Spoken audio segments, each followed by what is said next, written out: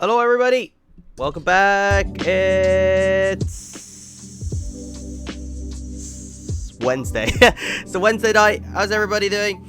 I hope you guys are doing good, because I am feeling a little bit better. There it is. There it is. Tested it out.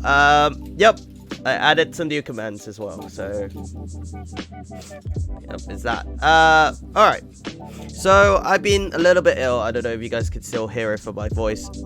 My nose is still a little bit blocked, but other than that, I got some video games to play, so that won't stop me from streaming. Alright,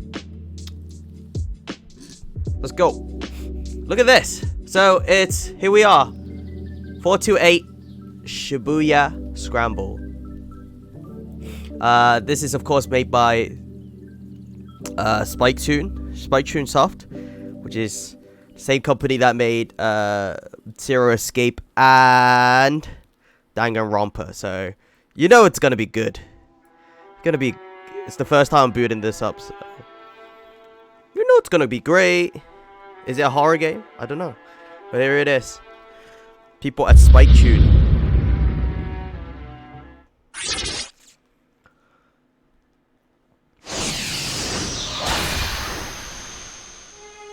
Ooh. Pog. Okay. Where's my mouse gone?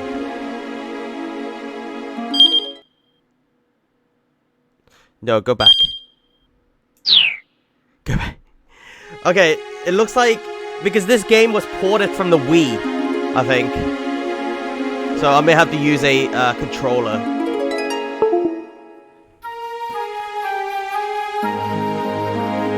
Is it Team Danganronpa though? I don't know if Spike Soft only has one team or not. I feel like they do. I feel like they are probably only just got one team. Okay, is this controller supported? It's not. How do I control this? Okay, with the keyboard. Looks like there's no controller support for this. But I'm pretty sure this was ported from the Wii. How long was that ago? The Wii? Gotta be a good 7, 8 years. So here we go. Let's go into settings. Let's see if it's... Oh, PS4. Oh yeah, we can do controllers.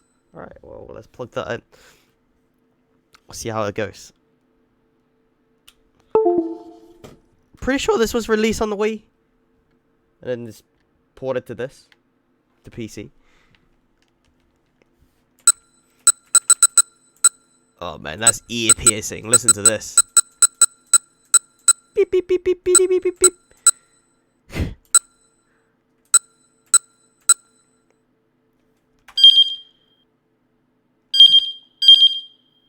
Okay. Can always get more Japanese. That is true. Cousin, how's it going? Heyo. How do I go for the sound? They don't go for sound, do they? Didn't Danganronpa do this? As well? You gotta, like... Can't mess with the sound a little bit. How's the sound? And plus, yeah, it still doesn't work. Even though I set it as Xbox on the controls. Let's just use keyboard and mouse. And hope it just works. How's the volume? I think it's a little bit loud, isn't it? Let me lower it for you guys. Alright, that sounds about right. There we go.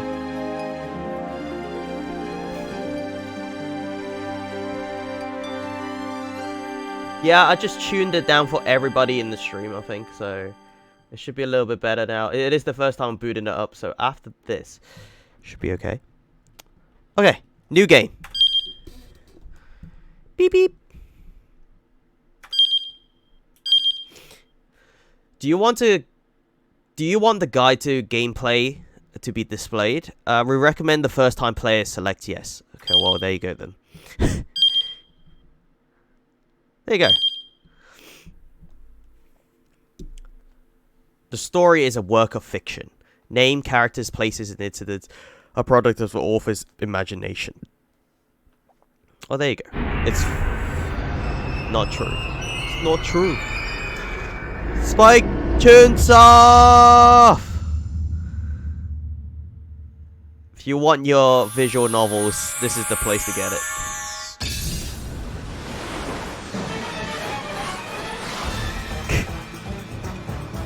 Yes! What is happening?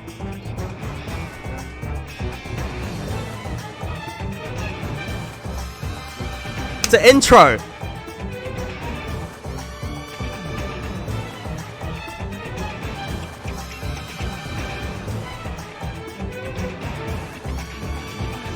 Oh. New game, who this? It's me. Look, I'm the only one streaming this on Twitch.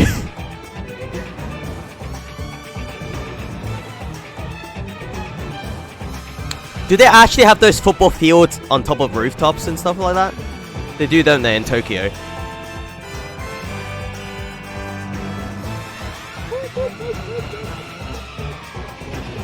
Spike Chunsoft with another masterpiece, I'm guessing.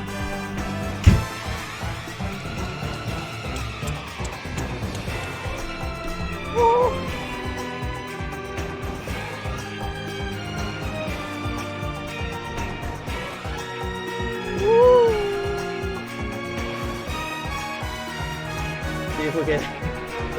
Wait, I have this set up.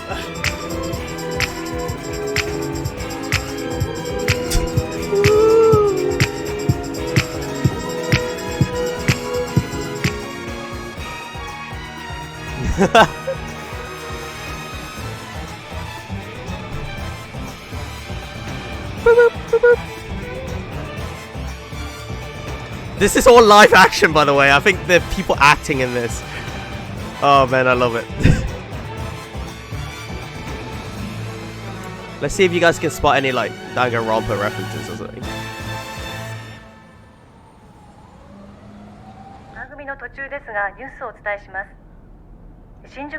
Oh god, give me a second.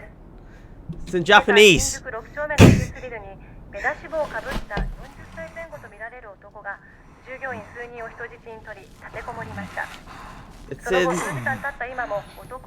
It's in Japanese. I have to move myself up a little bit so you guys can see the...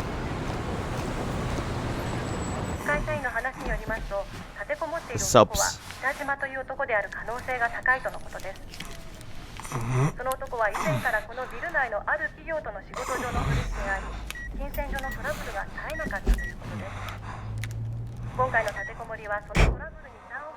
Bonkers. Is he okay?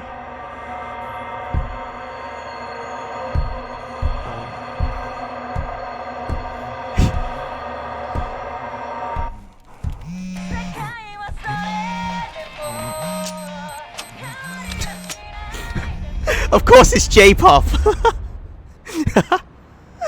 Yeah. Whoa, did you see that? Explosion.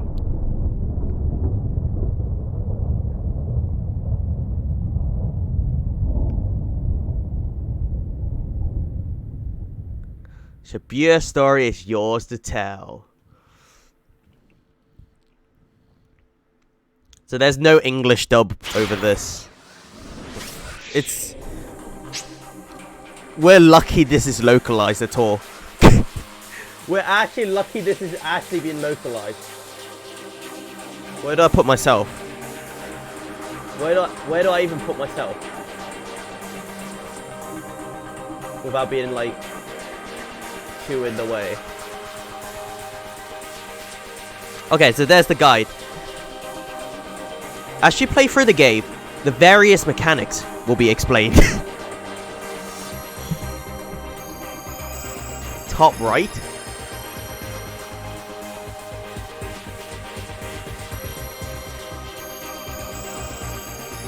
Select character. What the hell is this?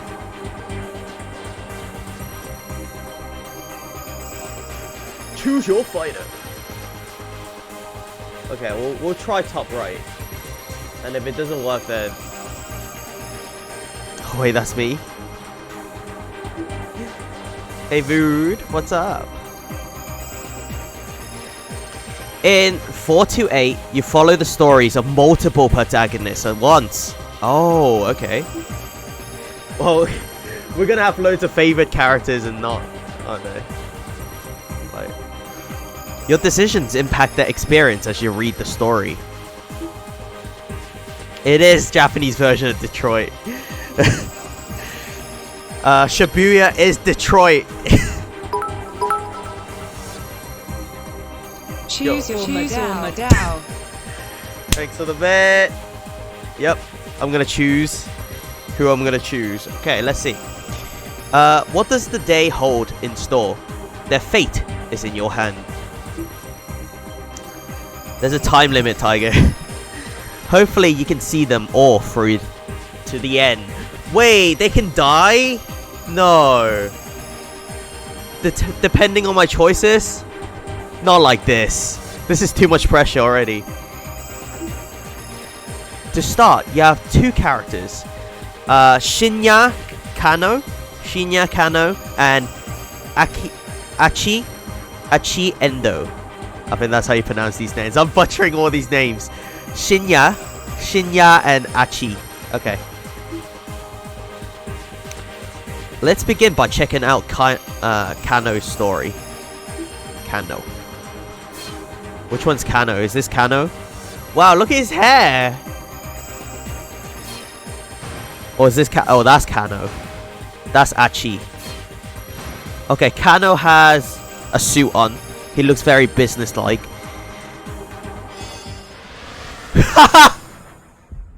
Shit! Oh, this game's gonna be such a meme. I can tell already. Just 2 more minutes to go. Shinya Kano noted the time again on his watch, scouring at the slow creep of the second hand. The time was 9:58 a.m. Furrows of condensation seized his forehead. Okay. He wasn't nervous, but he knew better than to expect anything to go smoothly. Keeping a level-headed was proving rather difficult. Okay. There was no room for failure. Lives were on the line here. Okay. Nice. He's eyed his surroundings. I would love to go to Japan, like one day. Was the perp really going to show up?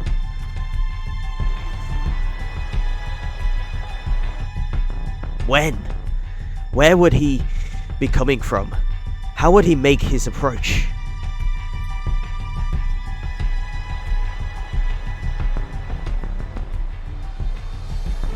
Yo, freaking like Tommy Heaven 6 is on there or something.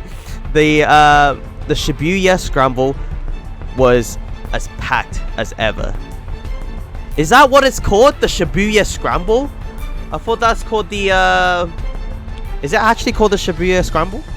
The freeway the crossing is very famous, isn't it, in Japan?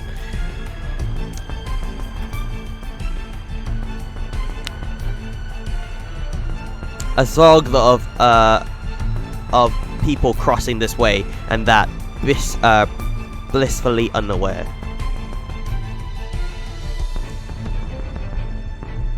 Of the dozens of detectives hidden in this mist. Okay. Alright. Another minute and a half. Why is it so dramatic? What the hell? Kano glanced down at his watch yet again. A mere 30 seconds have passed. Detective. Okay, so we are a detective. So Detective Kano has been with the enforcement arm of Shibuya's criminal affairs section for a year now. but he's never been part of an operation this big before. So he's kind of a noob, isn't he? A year down. A year in his job.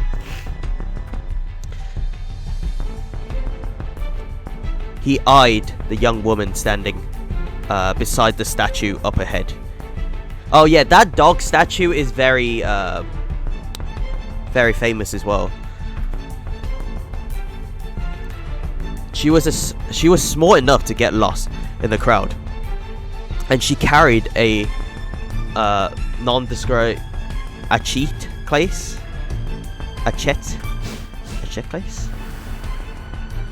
Yo, it's a full-on.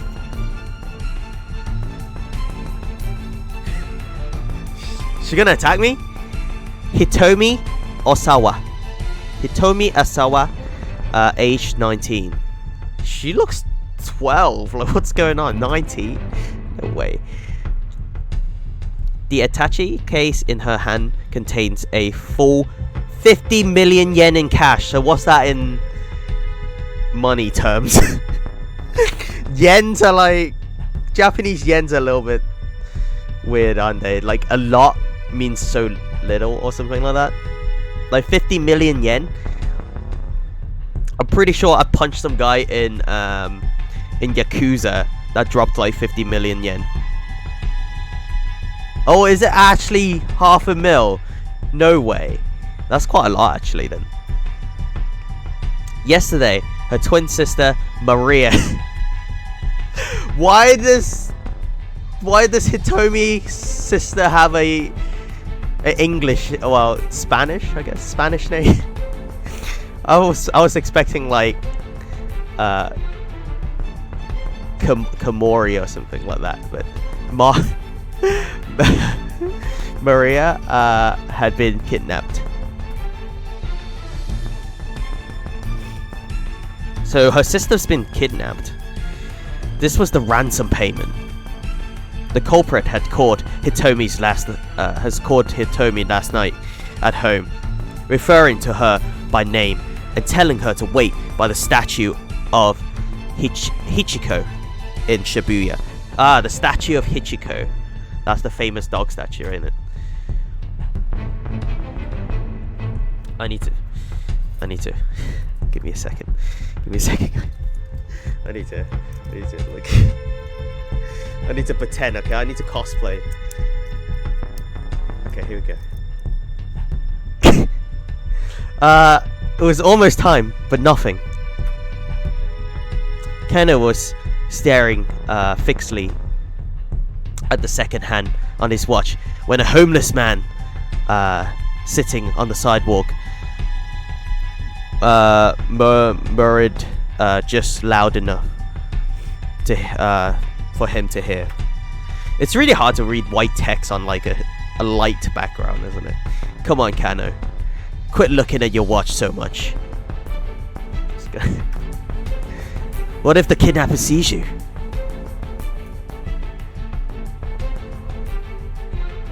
Oh, that's your arm. You thought it was the game. It's my arm. It's my arm. Okay. Yeah, I am in the way. I'm sorry. Maybe I should move myself back down there somewhere. Where did I get to? Kano tried to look nonchalant as he lifted his eyes, but the scruffy character continued. You're too nervous. Just relax already. So the homeless man is actually a detective then, right? I guess is his co-worker. He's undercover as a homeless dude. You're too nervous. Just relax already. You're the one acting suspicious. Sasayama.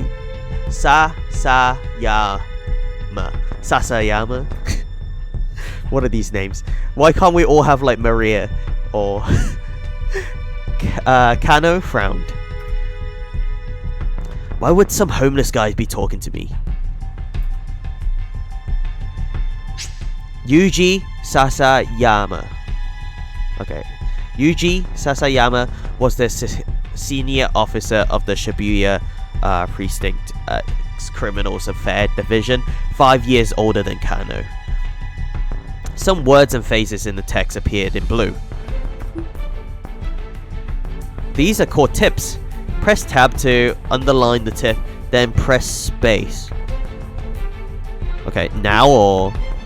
This will let you read some extra information related to the word or phrase. There are tips containing general knowledge and ones that are 4 to 8 specific. These are marked with a magnifying glass and a 4 to 8 respectively. What is a 4 to 8?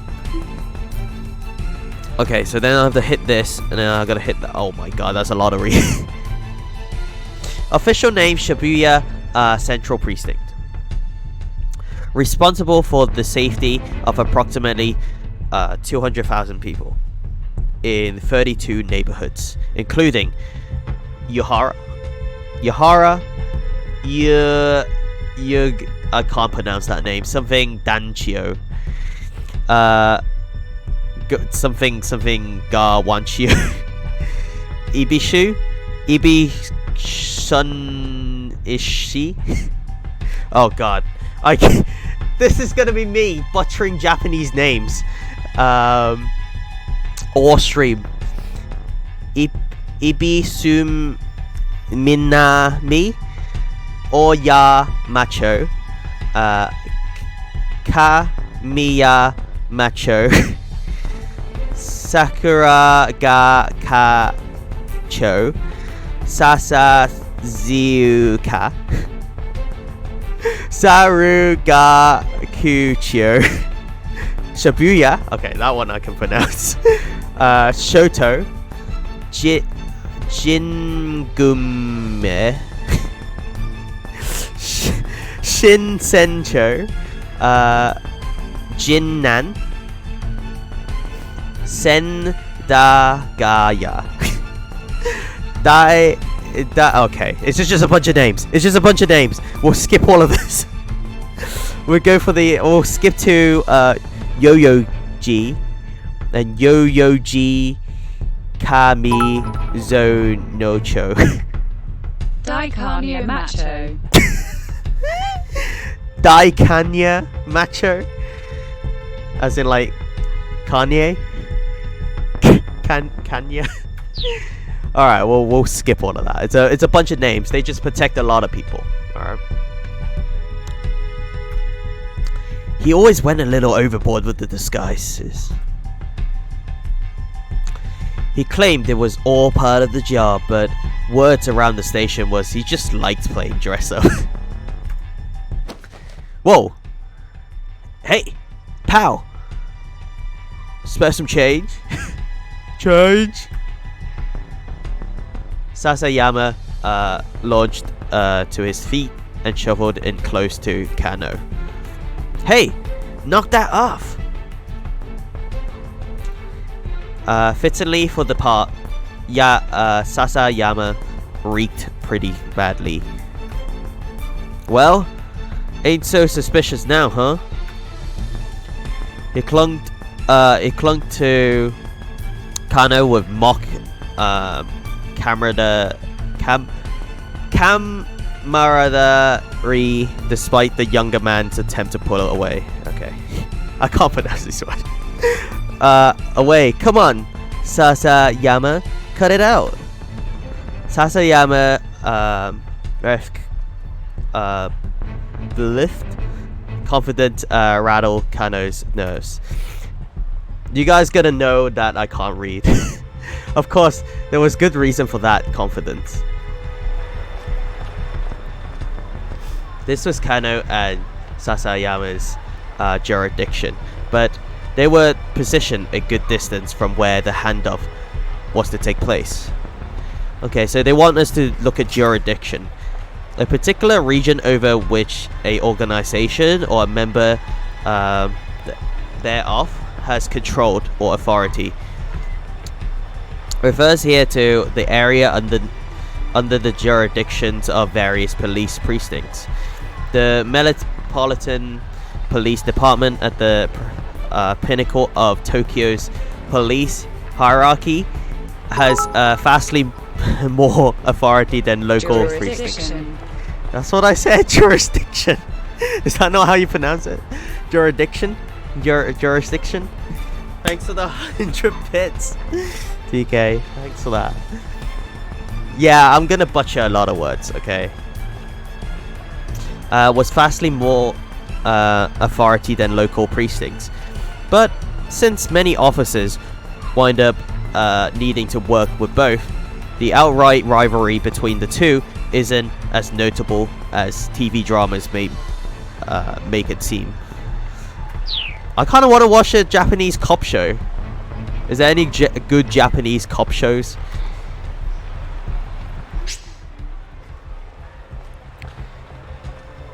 You know, like Bad Boys, but Japanese version. The statue of Hachiko. Can we have a look at information on Hachiko? Was surrounded by elite investigators from one of HQ's special investigation teams. Sometimes 2 or more tips will appear on a single screen. Press tab repeatedly to change the word underline. Highlight the tip you wish to read and press space. Continue pressing tab or press escape to return to reading the story. Okay. Oh, look at all these statues. The green frog. Holy crap.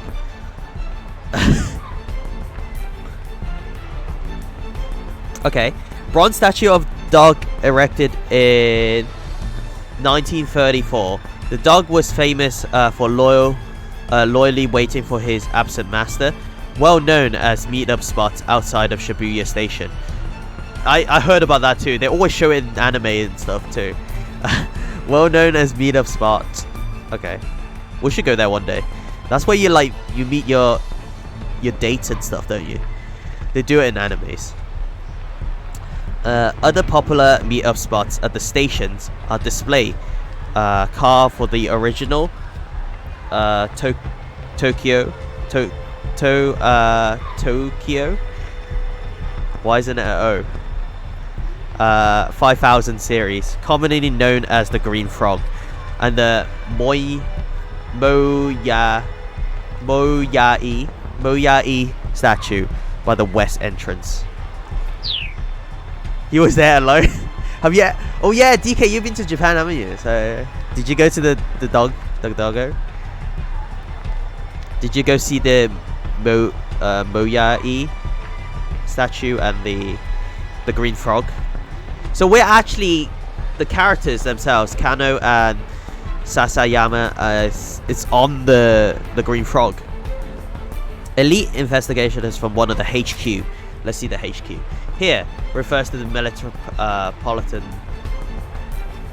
Police Department, the Tokyo Police Section, responsible for managing 101 precincts within the city.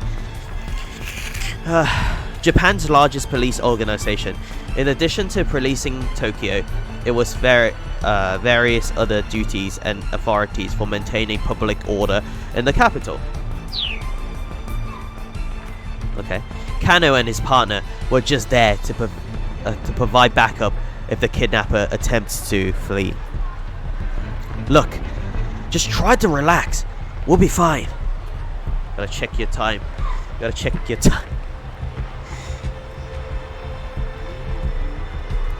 at the intersection. The place looks so much bigger in picture. Video, fairly average intersection. RL. Is it really? I always thought it'd be like huge because there's a lot of people going across it. Sasayama gave him a wink. A moment later, the radio scored at Kano's ear. Alright everyone, it's time. Keep your eyes open. Oh, look at this guy. Who's this guy? The chief? He looks like a chief, doesn't he? The voice coming in through the earpiece was Koji Kuzi.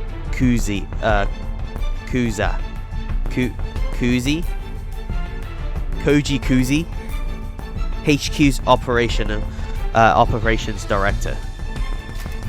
the individual responsible for directing the investigation in the event of a serious crime. If a task force is set up, the operations director is the one who assumes command. TV dramas and other fictional accounts often feature some young prodigy from the MPD as operations director, but in reality, the position usually goes to a proven veteran. Okay, so it's very nice to have contracts between TV shows. So in real life, old people have it, the boomers. But in TV show, like some young punk, you know, the big shot will go on it. Until last year, he's been the Shibuya precinct head detective and Kano supervisor. We don't know when the perp is going to make contact. Don't let your guard down. I'm gonna try to get my old man voice going. Kuza's low, gravelly voice echoed in Kano's ear. So I gotta make a low and gravelly sound like this. You don't sound too worried, Kuza. Is it Kuzi? Kuzi. I'm gonna call him Kuzi. You don't sound too worried, Kuzi. Kano winced at Sasayama's words. How could the man be so nonchalant? The appointed time had come and gone. Something should be happening. Well, Kano smacked himself in the thigh to release a little tension. What? The sound was louder than he intended, though the suit hid his muscular physique. Alright. Did he write this? Did Kano write this? It did little to dampen the noise. His muscular physique underneath the suit. He needed to stay focused. He might be called to action at any moment. The department handled abduction cases according to this to a certain standard investigation procedure. Was it an attempt to extort money, or was the motive something personal? The answer to the question determined how they deal with the criminal. And based on the investigations team's initial findings, this time around, they probably weren't dealing with a professional kidnapper. Still, in all likelihood, it was someone with quite a long rap sheet. Probably someone who knew the family, but so far they had few leads on who might bear such a grudge. So they're like from a rich family then, I guess. Why else would you kidnap anybody? With the situation so unclear, the plan was to apprehend whomever came to make the handoff on site. If the culprit ran with the money, there'd be no guarantee of the hostage well-being.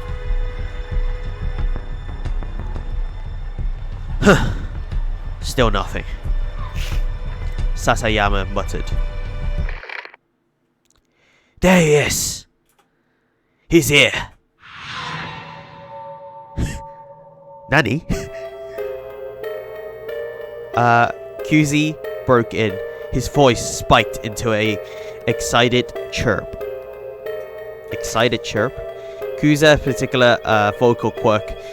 Whenever he gets overly flustered, excited, or panicked, he slips into a childish register, prone to babbling and pitching his voice. Well, there you go.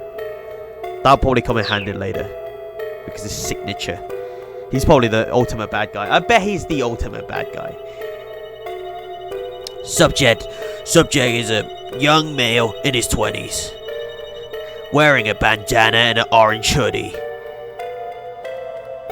Kuzi, normally calm and static, was now squatting like a excited child.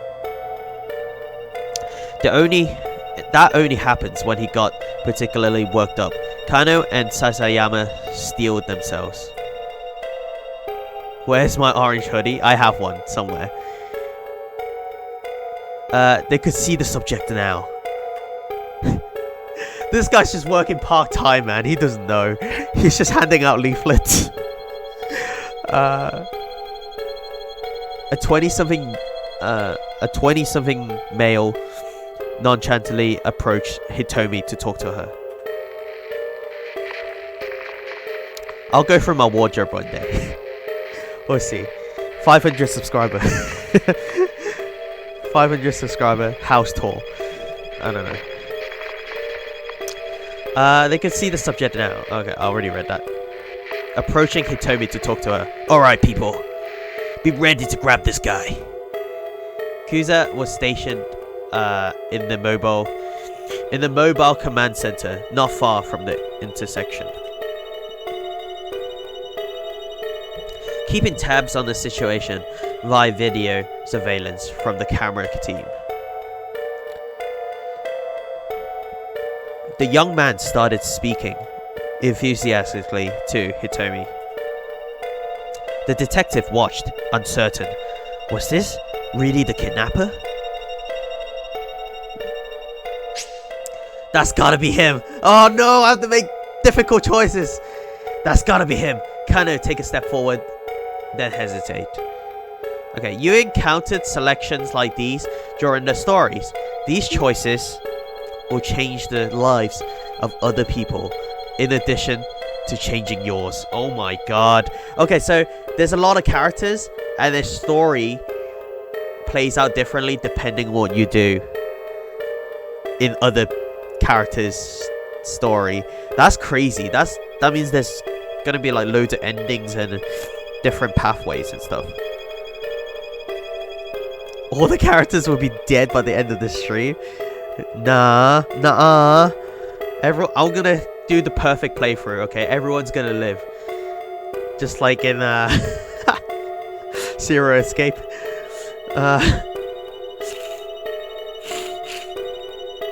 Okay, here we go. Own fate. Use up and down arrow to make your choice, then press space. The current choice will not impact you or any of the other protagonists. Oh, okay, so it's a tutorial.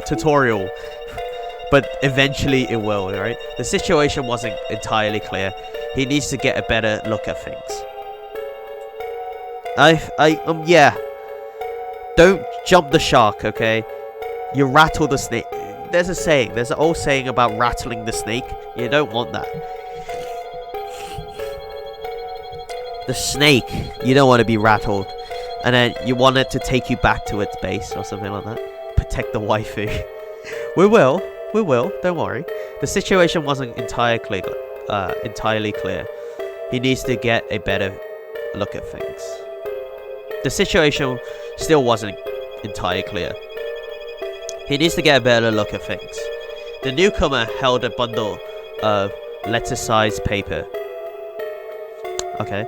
Which he showed to Hitomi as he went on talking. He tried to hand her one of the papers, but she pointedly ignored him. Undeterred, the man kept trying to frost it off on her. Hitomi refused to respond, becoming as motionless as the statue of Hachiko behind her. Until finally the man gave up and walked away. Okay, so it wasn't him.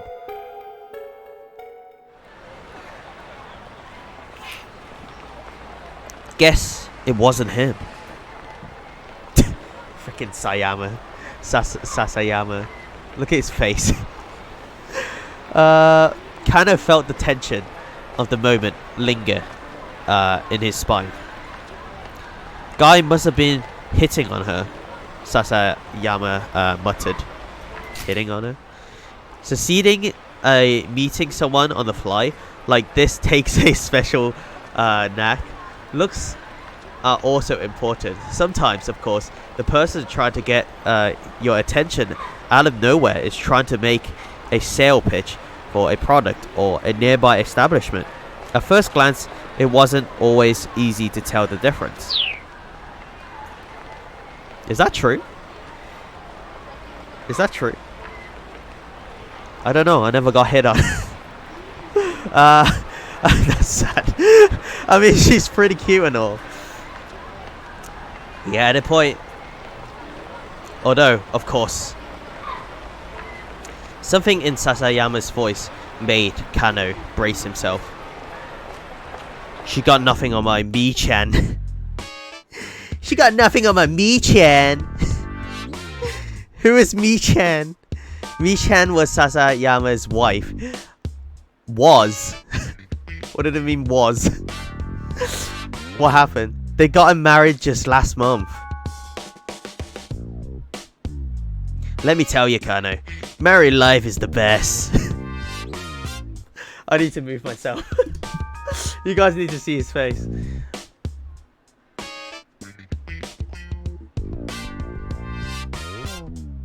I'll move. Actually, no, there's normally cutscenes anyway, right? So I'll move to something like that. There you go, that would do.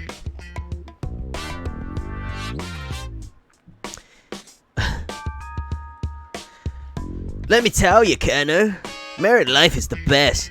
You gotta hurry up and give it a try for yourself. This was Sasayama's favorite topic lately, and Kano was getting more and more fed up with it. Sasayama, come on, just knock it off, okay? So I feel like Kano is more like a serious character, isn't he? Just knock it off, okay? The face has become a common refrain of his since the department partnered them. Fine. Let's talk about your girlfriend then. Huh? Now, you can't... Wait. Huh? Now? You can't be serious. Okay, there you go. Sasayama leaned in close again. What's she like? We're not having this conversation. You know what they should do? They should label who's talking, really. You know what I mean? Like in Danganronpa, at least I know who's talking. I know when question mark he's talking.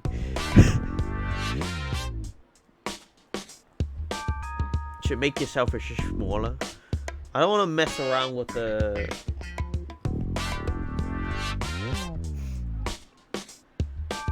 Give me a second. There you go.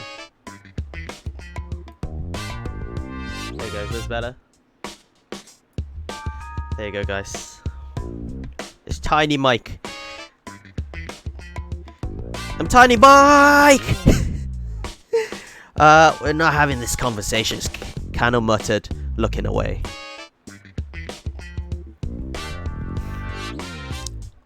Ah, come on! Sasayama set his hand on Kano's chest, still playing the homeless troublemaker. Show me your phone. Let me see your lock screen.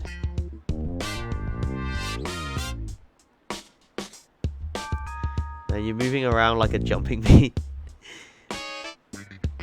I should have stopped, right? Stop moving around. Alright, where was I? Show me your phone. Let me see your lock screen. Huh? Sasayama poured for the phone. I don't know what's going on. My monitor's blinking for some reason.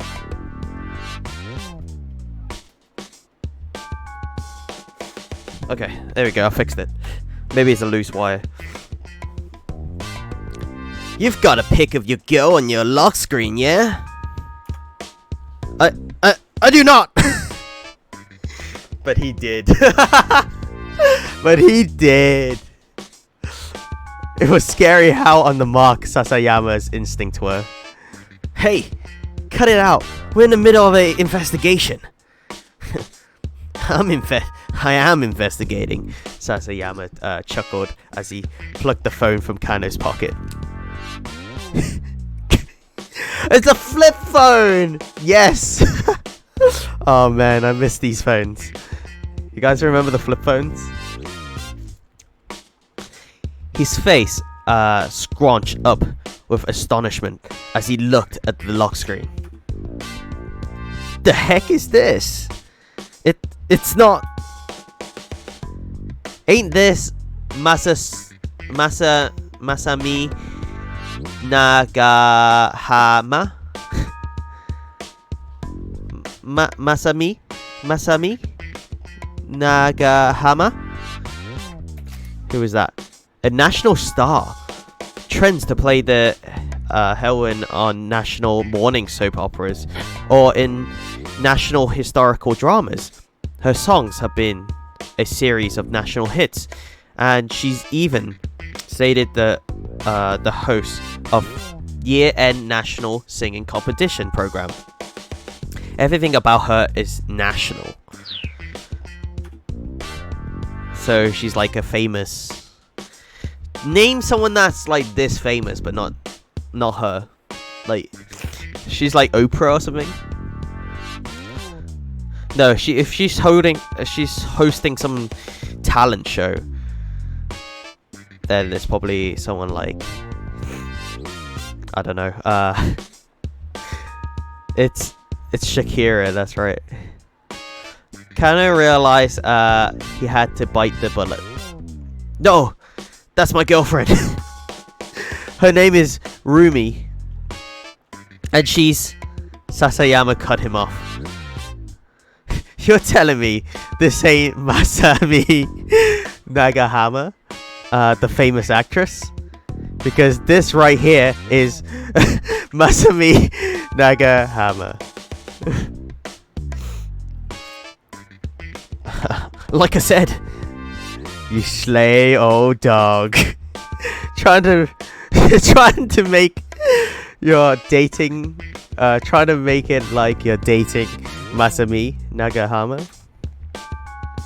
I'm not. I mean, I guess Rumi does kind of look like her. Sasama lets out a huff. For real? You really think I'm gonna fall for that? Oh man, could you imagine? I'll be so embarrassed if, like, let's say I have a picture of, I don't know, who will be on my phone, like, I don't know, Taylor Swift or something like that, where everybody knows, like, is super famous, someone that's super famous, and then you try to play it off as someone you know, with a different name. That's crazy. Is he actually a creep or what? For real? You really think I'm gonna fall for that? There's nothing to fall for, I swear. Maybe he's telling the truth. Sasayama scrolled, unconvinced. Alright then, why don't you marry her? Kano stammered, but he had no answer. The truth was, he would have happily married her already, but there were obstacles that needed to be overcome. Okay, playtime's over. Let's focus on the job. Sasayama handed back Kano's phone and turned his gaze back to Hitomi. Watch Hitomi be gone. She's like been kidnapped as well. Could you imagine while they were doing that? Hitomi's just gone. We lost the perp. Kano let out a quick, uneasy sigh. But his shoulders did feel looser. Maybe Sasayama had been trying to relieve a bit of the tension. Maybe he should be grateful.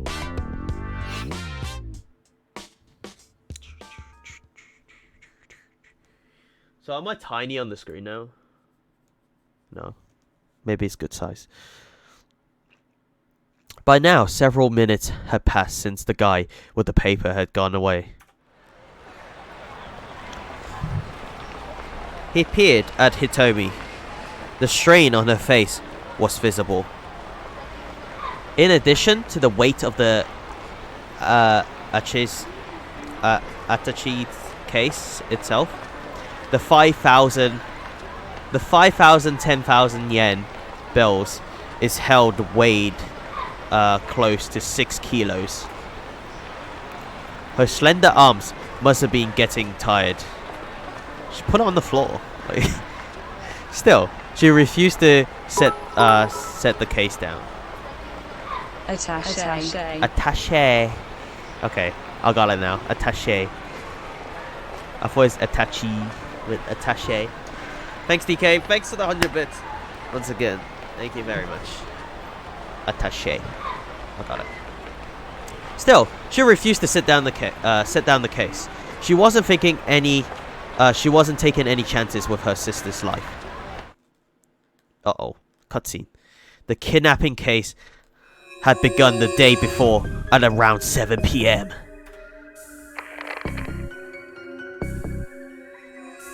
This is MPD dispatch. This is MPD dispatch. The Shibuya precinct is reporting a missing person, believed to be adoption. In Japanese law, the act of indirectly luring or deceiving someone into the controls of a third party is known as kidnapping. Using forcible threats or violence to achieve the same result is known as adoption. Subject is Maria or Osawa, a 19-year-old student at Midoriyama Academy, last seen at the LL Diner near campus. A man was allegedly seen forcing her into a car nearby. All officers in the vicinity reported the scene at once. Kano and Sasayama had been working a burglary case in Jingu Mai's 5th district when they got the call. There you go. Hopefully I'm not butchering that name too much. The two arrived at the LL Diner at 7:15 p.m. Should I be writing these times down? Because I feel like it's like a time thing.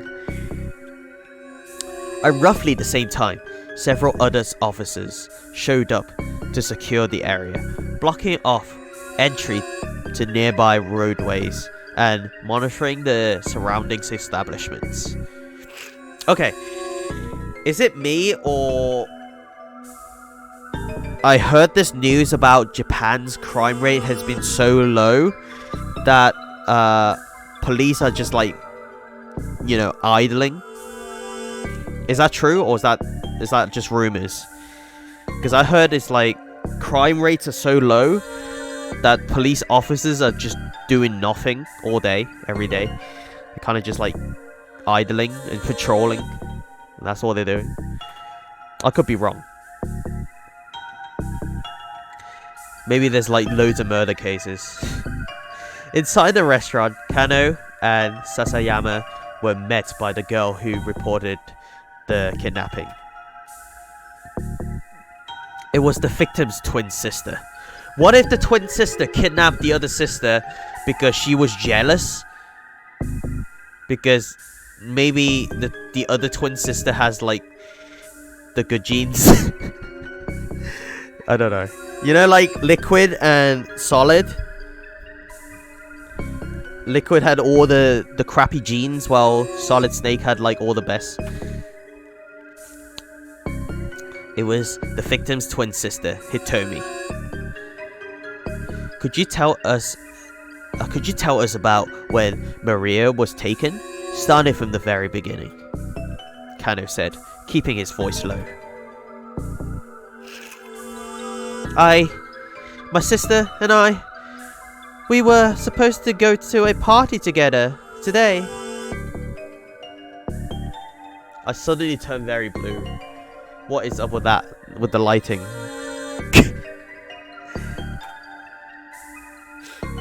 Hitomi was trembling, her voice horrors, but I messed up the time. I showed up right at 7, an hour later than I was supposed to. So Maria had gone alone to the party, a mixer for locals and exchange students. Hitomi, arriving late, had showed up just in time to glance out through the restaurant window and seeing her sister getting shoved into a car. She described the vehicle as a blue station wagon of Japanese make. Wait, a vehicle of a blue station wagon of Japanese make? So it's probably like a... It's the wagon, isn't it? It's the...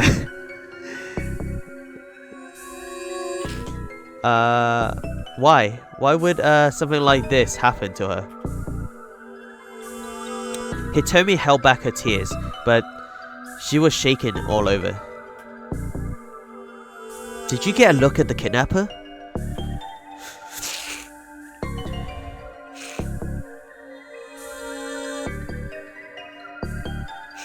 Can't be true. They would just reduce the size of the police in that case. No one wastes money like that. Yeah, but they have it just in case, alright? They have them ready. They have like the police ready, just in case if there's a crime. But I don't think the crime rate is high in Japan. Or I could be wrong. Like I said. Where did we get to? Did you get a look at the kidnapper? Yes. It was a man, middle-aged. There was another eyewitness. Okay. Leland Palmer. Leland Palmer. He identifies himself as a lecturer at Hitomi and Maria's school. I saw too. It's like Hitomi said. It's like Hitomi says. I heard Hitomi cry out, and so I went to the window to look, and his Japanese was halting, as if he hadn't been in the country very long. It would have been more than what I can say in Japanese. But he's like a lecturer, though, so it's like a PhD superstar.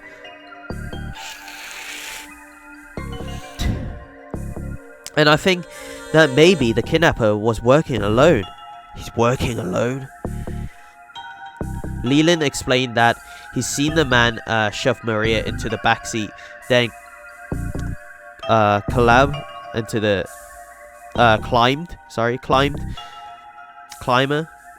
driver's seat. If he had a accomplice, wouldn't they have been driving? Neither Hitomi nor Leland had gotten a look at the suspect's face. So he climbed into the seat. So what happened is, he shoved the girl, Maria, into the car, and then he climbed from the back seat to the front seat. So he was working alone. Kano was interviewing others who have been on the scene, looking for other potential witnesses, when his phone rang. It was Yoshio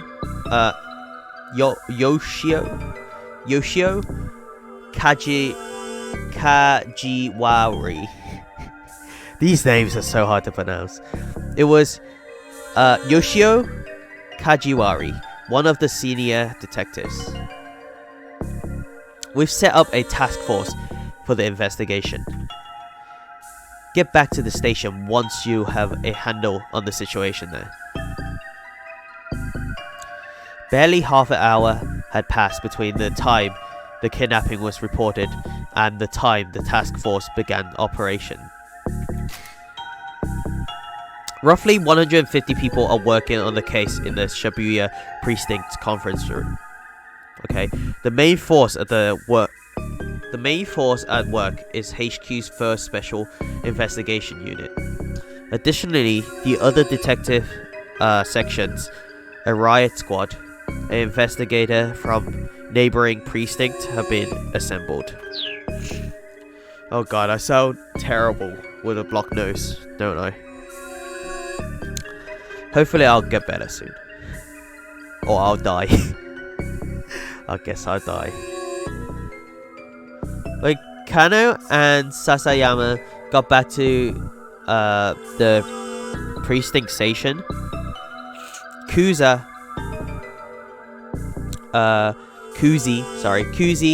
had already arrived from HQ. He's informed them that a response team,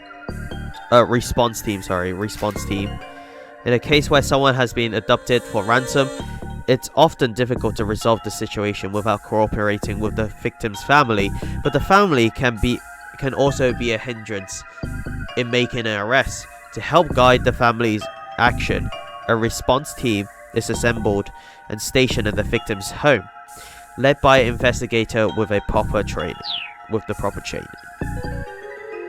Had been formed to investigate the victim's home. Kano could feel a particular tension in the air. Unfamiliar MPD detectives scurried to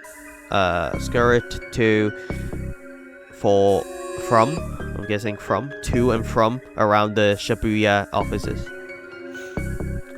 Then Mr. M. He pulled one of them aside to get a quick update. An hour had passed since the kidnapping. There had been one new development. The perpetrator had made a threatening call to the victim's home. He said the following: "Tomorrow."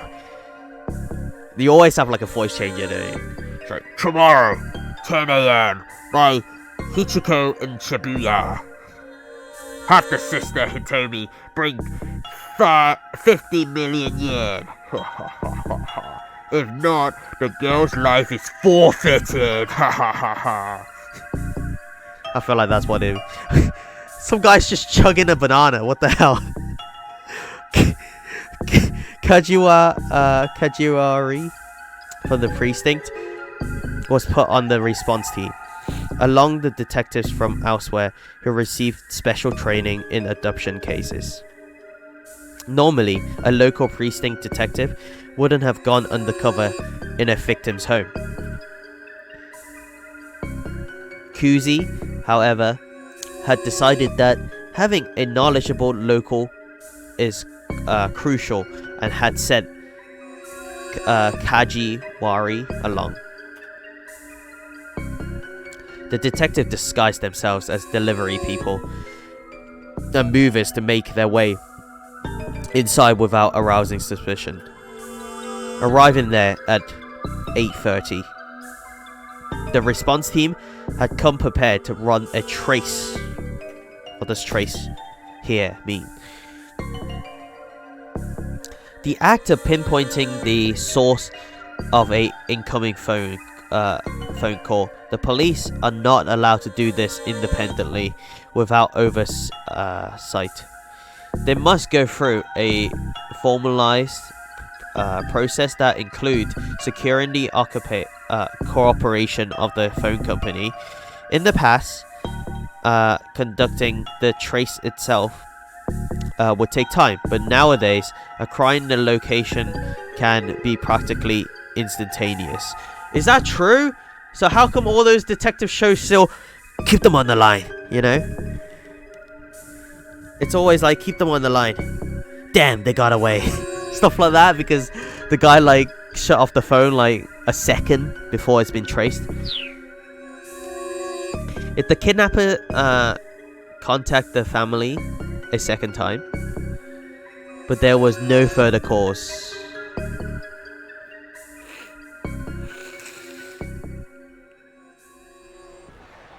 Uh-oh, we're back here.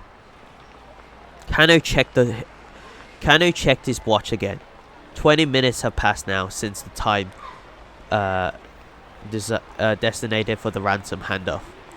The kidnapper had yet to appear. Crap. You think we may have spooked them? We may have spooked him? He wondered out loud. Hey, stay calm. Sasayama scanned the passing throng. He's just playing with us. Why'd this guy even pick this place? Kano's voiced the question he's been asking himself ever since he heard the kidnapper's demands. Sasayama shrugged. Figured he must want to blend in with the crowd, nab the money, and disappear before anyone knows he's there. Would be my guess. In that case, why not pick Shinjuku or Ginza? Oh, Shinjuku is the crossing or something, right? Or am I misremembering? I can't even say it. I'm disgusting. Oh man, my nose is freaking blocked so hard. The keep them on the line is back in the days of landlines and mechanical relay switching of phone calls. Do they not have that anymore? Can you like instantly track them now? That kind of sucks. It defeats the tension. No kidnapper's gonna get away then nowadays. The big crowd didn't just benefit the kidnapper after all. It also allows the police to use the sea of people to conceal their own operation. Oh wow, look at this. I really want to go here. Right now, there were 50 detectives stationed within a 50-meter radius of where Hitomi stood. The kidnapper would be taking a major risk if his plan was to nab the ransom money and run. That's what bothered Kano. Any criminal with half a brain would know better than to do a handoff in front of Hachiko. You're overthinking things, pal. Sasayama grumbled. No, I'm not. Kano reached into his pocket and pulled out his notepad. This was Kano's dick diary. No, it's not. No, it's not. Shut up. His dick diary? What do you mean? He just measure his dick every day? Or something like that and he puts a number down? What does he mean by that? He always keep it close by... which he always kept close at hand. Sasayama rolled his eyes. Okay. That thing again? Kano ignored him, flipping through the notepad pages. Ha! Here it is. No, it's not. Dictrum? What the hell is a Dictrum? Dictrum number 89. The more irrelevant something seems, the more relevant it's bound to be. Wow, very zen. It was a favorite saying of Kyozo Tateno. It was a favorite saying of Kyozo Tateno, a assistant inspector from the Shibuya precinct. Tateno was the kind of detective Kano aspired to be. Okay, for the current operation, he's been placed in charge of Hitomi's personal safety. He was in position to defend her as soon as the ransom has been handed off. How odd. Dick is detective. Really old saying. Don't call it dick, okay? A dick diary just sounds wrong, okay? It just sounds wrong. It's wrong, okay? Sounds like a diary full of dicks. Of course, Hitomi hadn't been informed of how much protection she was under. There was a risk that if she acted too secure, it may alert the kidnapper. I think Tateno has the right idea. Sasayama snorted quietly. Maybe, I mean, he's a great detective. Don't get me wrong. But do you know how many irrelevant things there are to consider? Again, Kano ignored him. It didn't matter if nobody else understood. Kano had faith in Tateno's as both a detective and as an individual. He had first witnessed Tateno's brilliance during a standoff at a financial company 3 years earlier. A man had shut himself in an office, splashing gasoline. It's really hard to read white text on like something really light, isn't it? Like his shirt and stuff like that. Splashing gasoline everywhere and threatening to set the place ablaze. While the others hesitated, Tateno unflinchingly doused himself with gasoline and strode into the building, where he managed to talk the man down and secure the scene. The others have been awestruck by Tateno's action, and Kano, who at the time has been content to be a run-of-the-mill policeman, had found it quite inspiring.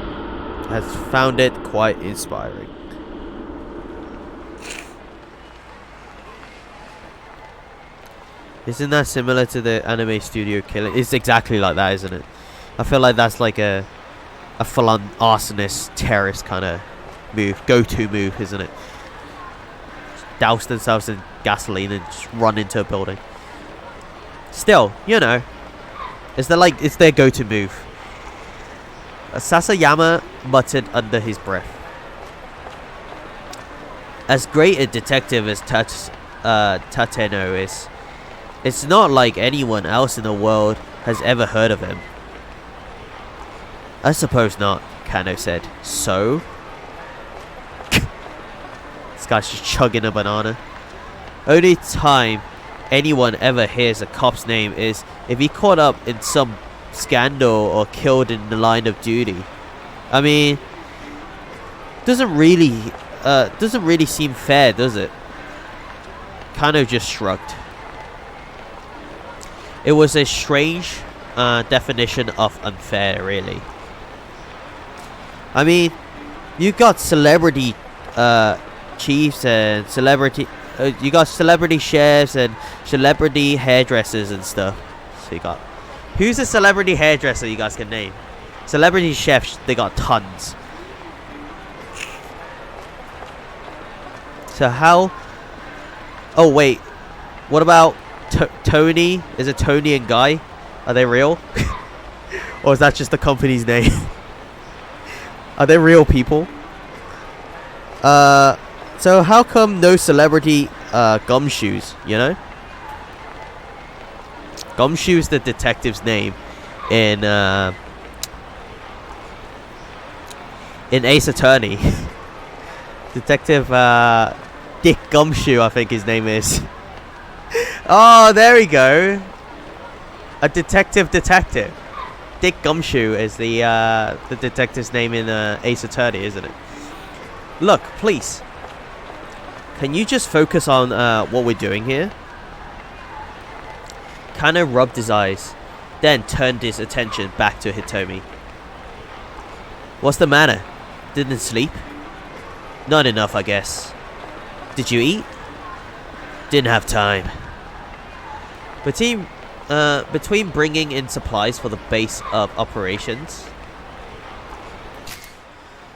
A base of operation is usually set up in a large room at the precinct, such as a auditorium.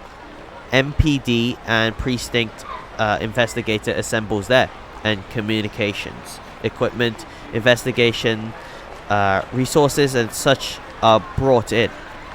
Because of the scale and scope of these activities, newspapers reporters can be liable to notice. And so in cases such as kidnapping, where a victim's personal safety is at stake, the flow of information is tightly controlled. Readying the team's vehicle. Photocopying hundreds of documents and various other tasks. Kano had barely slept the previous night and hadn't gotten a meal in either. "What have you been doing?" Sasayama puffed out his chest. "Saving up my energy for today." "So you were sleeping?" Kano gave a chuckled at his partner's lack of shame. It's the freaking it's the Dio thing, isn't it? There he is! Kuzi's voice chirped suddenly through Kano's earpiece. Rye. Rye. Okay, there we go. Oh dear. Thanks for the 100 bits, dude. A man in his 20s, wearing a sleeveless red jacket, carrying a garbage bag. That's the guy. That's the guy. A young man had emerged from the crowd, about 15 feet from where Hitomi was standing. He strode towards her, a sinister look on his face. He didn't match Hitomi's description, but Kano felt a jolt of nerves all the same. Shoot him? Straight up just shoot him for no reason? He hasn't done any crime yet. We just suspect him.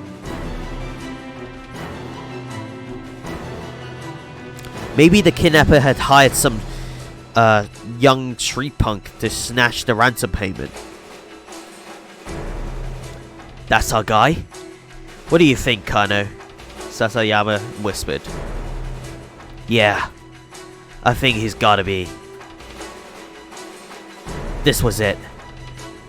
Kano swallowed the lump in his throat.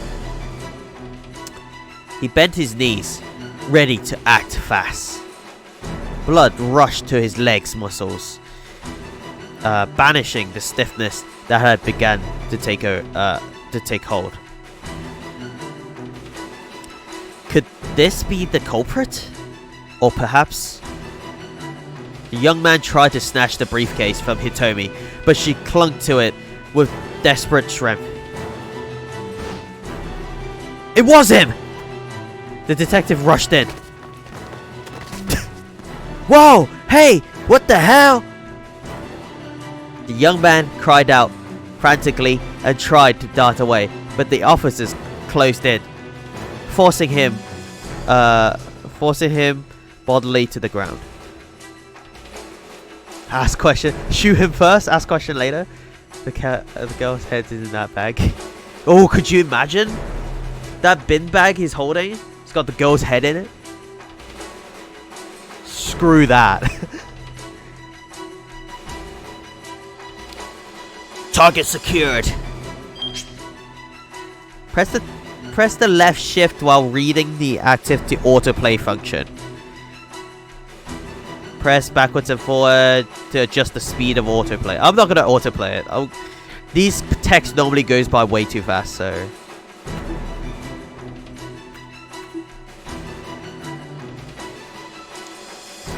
The autoplay will stop. A keep out or bad end will cancel it. A bad end? Are you serious? We can actually do that? Oh no, I hate these kind of bad ends in visual novels. It just means you have to replay like the scene over and over again to get the good ending. Okay. What does it say?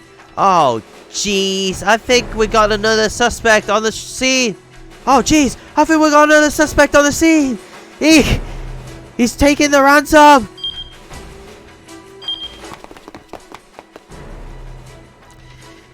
Kuzi's hysterics made Kano spin around. Sure enough, a foreign-looking man was sprinting away. Ache case in hand. There you go. Did I do good?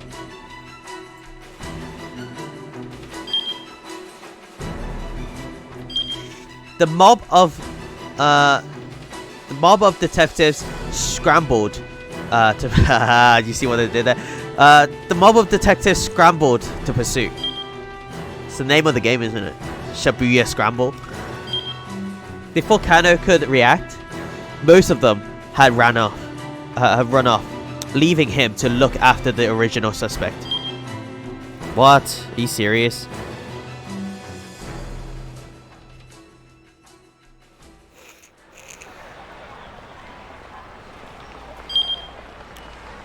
What should I do with this guy, sir?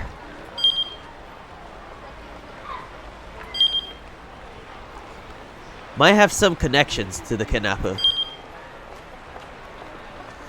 Should I bring him in? Huh? Oh, sure. That'd be swell. Swell. I'm on it. With the help of one of the remaining detectives, Kano brought the suspect back to Shibuya precinct.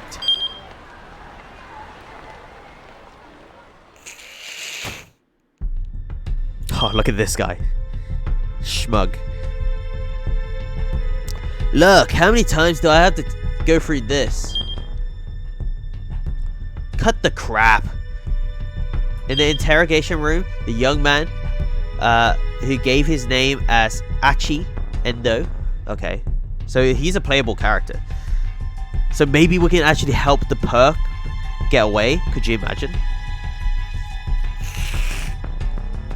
In the interrogation room, the young man who gave his name as Achi Endo steadfastly insisted on his innocence. Why you tried to steal that case? Kano watched Achi's face intently. Like I said, it looked heavy. So, I was just trying to help her out. Huh, maybe. If that's true, it wasn't inconceivable that a young guy would want to help a pretty girl. But Hitomi had been standing there, hardly in desperate need of assistance. She hadn't set the case down. So I figured there had to be something important inside. An entry from Kano's dick diary shot through his mind. Dick Ditrum 25. When the tongue slips, grab it and yank it and yank out the truth. Classic advice for a questioning. Something important, you say, such as... How the heck would I know? Achi splat. He huffed and slumped back in his chair.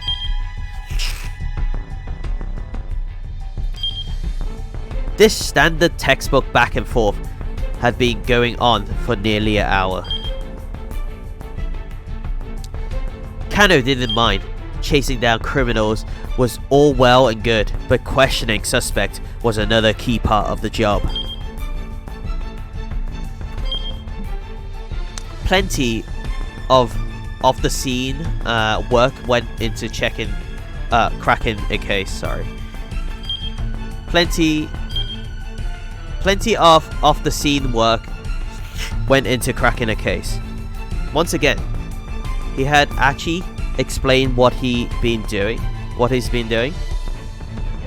starting from the beginning.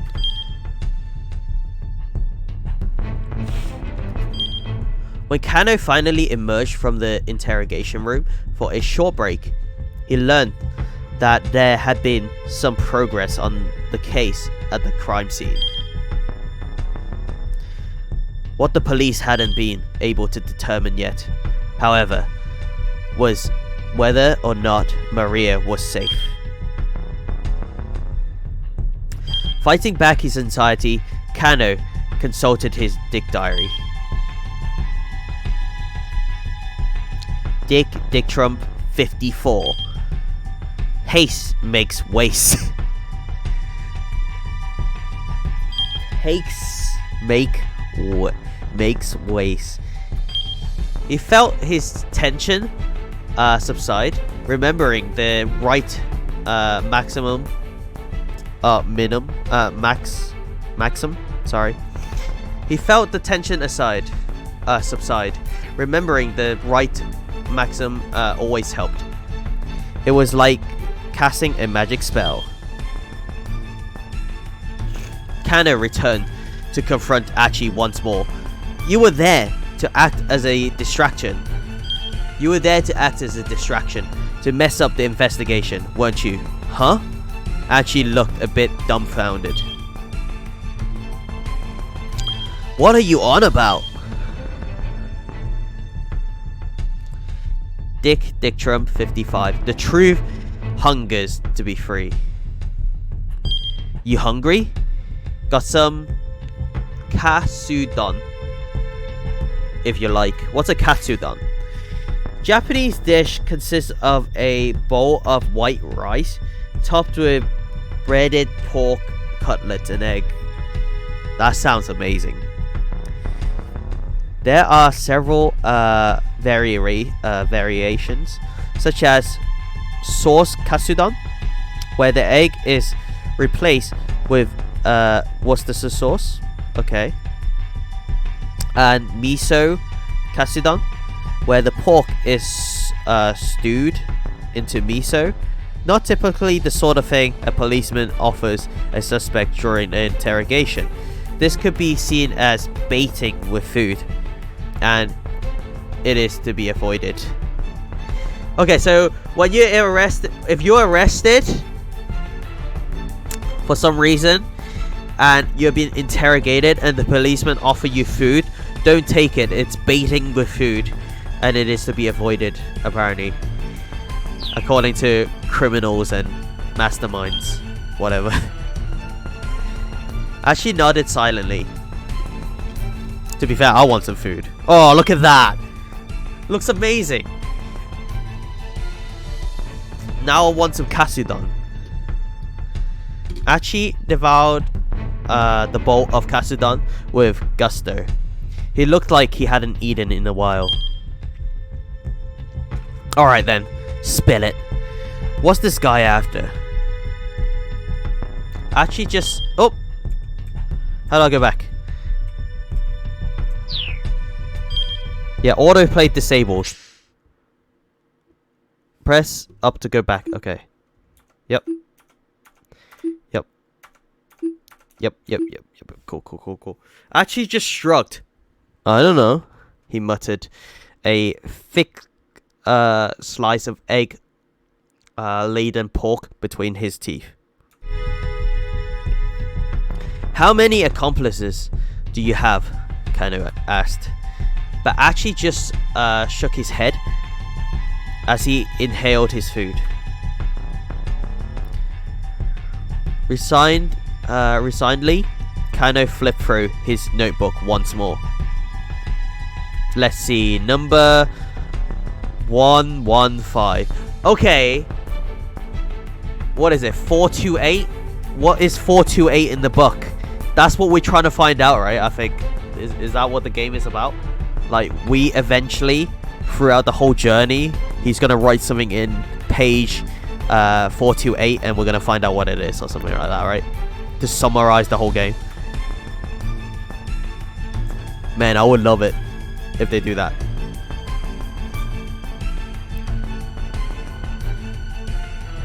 Okay, let's have a look. Let's have a look at the time. What time are we on now?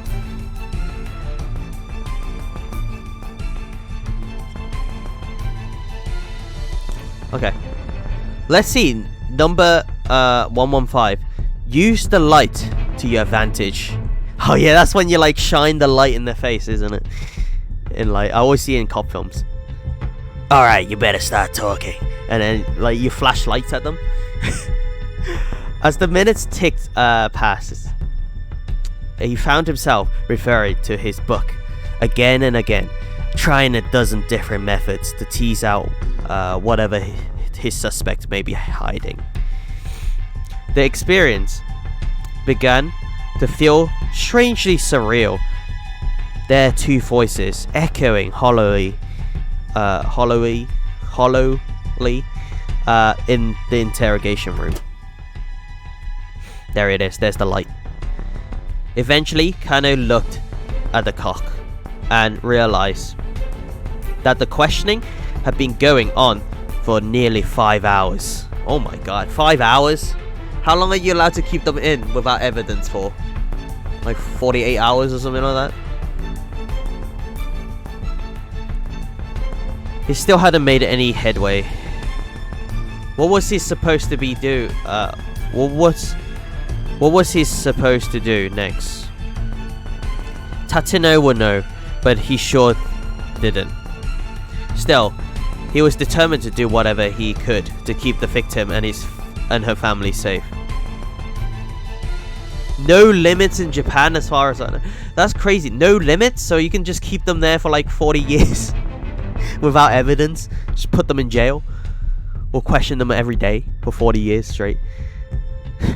Still, let's have a look. Wait. Still, he was determined to do whatever he could to keep the victim and her family safe. Gritting his teeth in frustration, he pursued the Dick diary like it was scripture. Number 116. The monotonous questioning was clearly tiring Achi out. His eyelids drooped like they were beginning to get heavy. Number 117. Get them when they are tired. Kano's eyes glimmered. You're part of some criminal gang, huh? He's dead. Achi's head slumped forward heavily. Nodding off was basically the same as nodding yes, right? That scared me a little. Mr. Kuzi, I did it. The young guy we grabbed at the handoff site. He finally confessed to to the crime. What? What are you talking about? Kuzi laughed in disbelief. We're just about to apprehend the mastermind here. Huh? Kano clutched his cell phone, dumbstruck. Listen, why don't you look, just wait there at HQ, okay? No, it can't be. As it turns out, Kano's a freaking noob.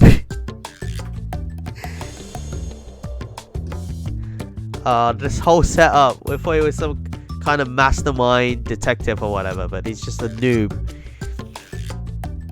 After the kidnapping case wrapped up, Kano tendered his resignation. Guess I'm not cut out to be a detective after all, he thought to himself.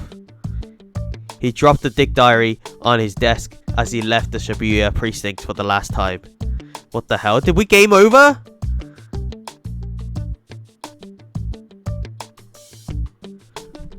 There wasn't an option!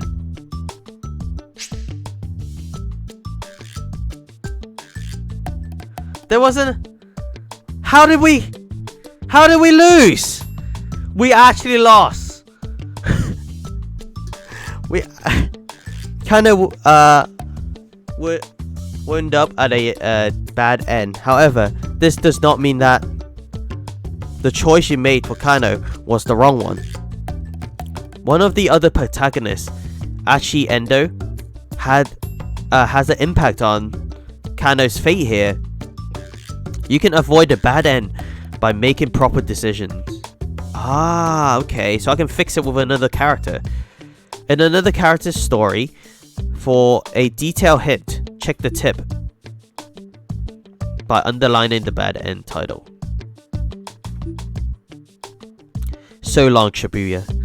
Shibuya, Shibuya, Shibuya roll call.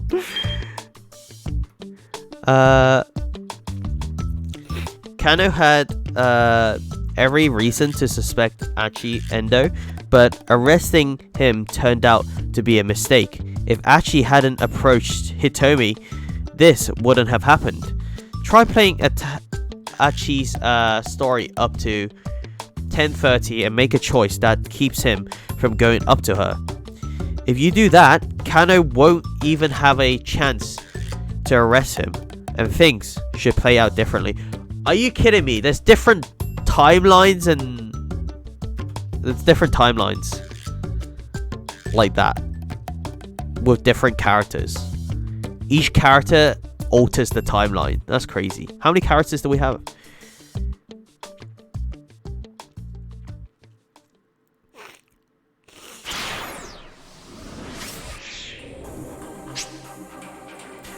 You can now select Achi Endo, one of the other protagonists. Let's follow Achi's story for a little while.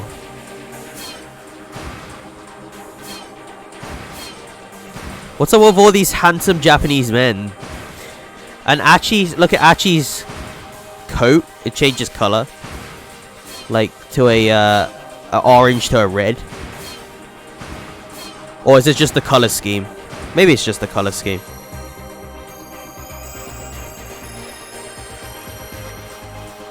How long we got? Okay. Can carry on streaming a little bit. I do have to get up super early tomorrow though.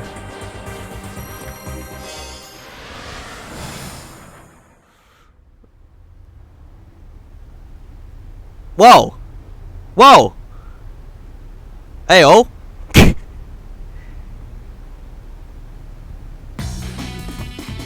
What the hell?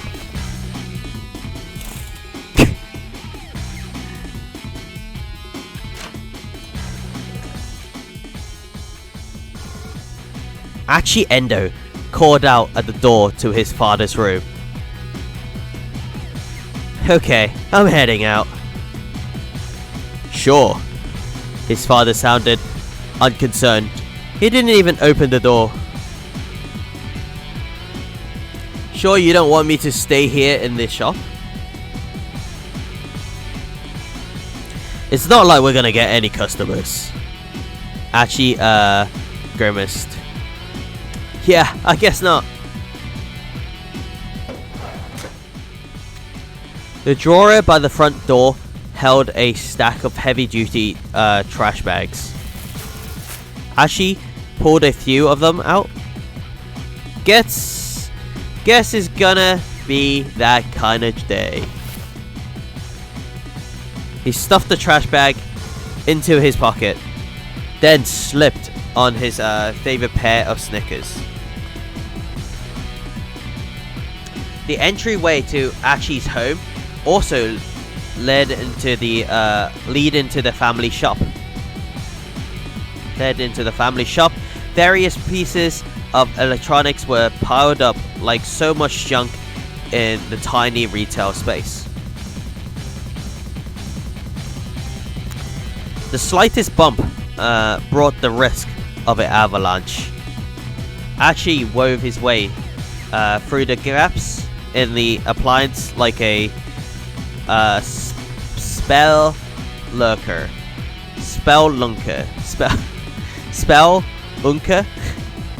I'm not pronouncing that right?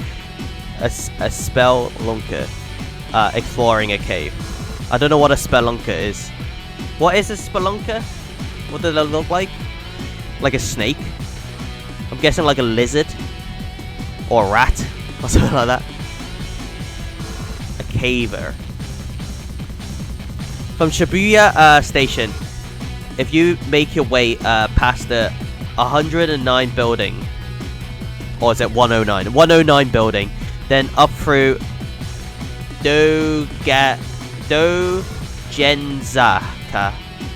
Dojensaka, you'll come across a old shopping district.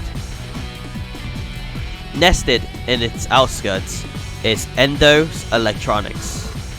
Okay, in the same place it's been for decades. Within its dimly lit interior, you find rows of wares all caked in dust. At a glance, you might well assume the place was closed.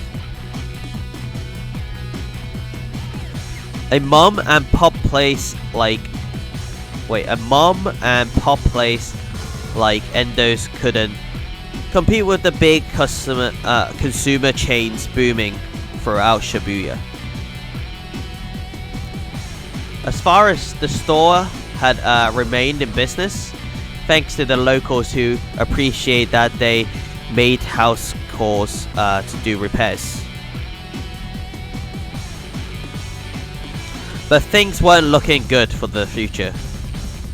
Actually, the eldest son and nominal successor to the business had no interest whatsoever in working there.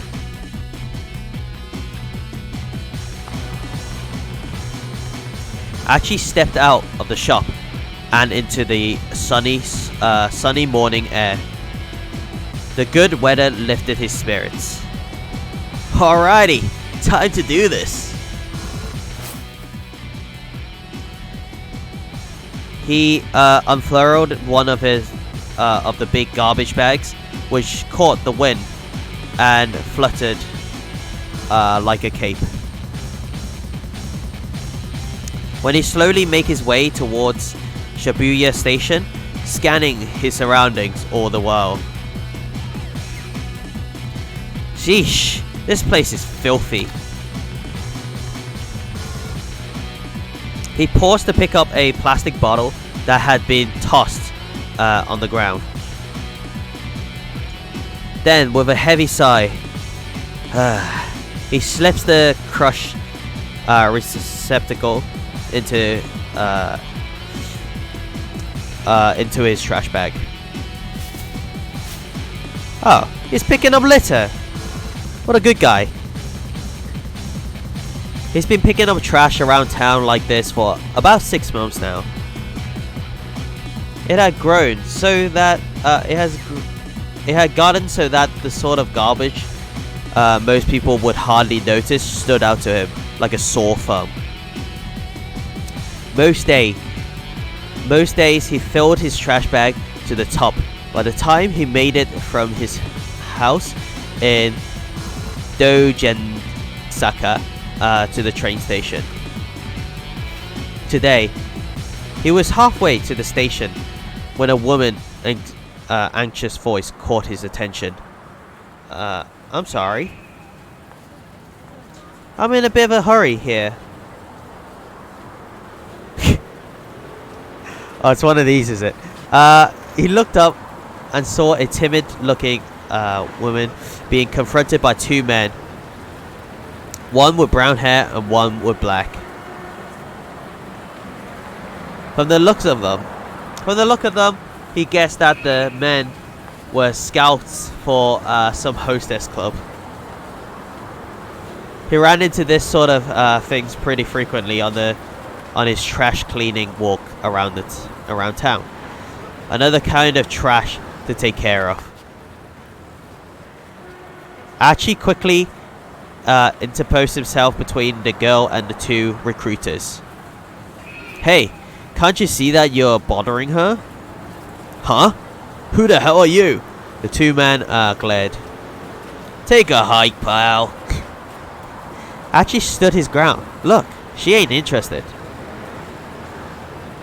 You're just gonna have to find some other mark. The hustler's avoidance turned into open rage. Well, listen to you. Got a bit of a mouth, huh, buddy? The brown-haired thug smacked his lips around his chewing gum like a dog worrying a bone. How about we take this someplace more quiet, yeah? What this means can depend on the person speaking. To a young woman, let's go someplace more quiet may suggest a cafe or a park, but to a street punk, it may mean an alley where passerby are unlikely to interrupt. Hey, how about we take this someplace more quiet, yeah? The girl stood by uneasily watched the going-ons. Hey, take it easy. I'm not looking for trouble. Is that supposed to be an apology? On your knees and beg, pal. The man spat his gum into the ground.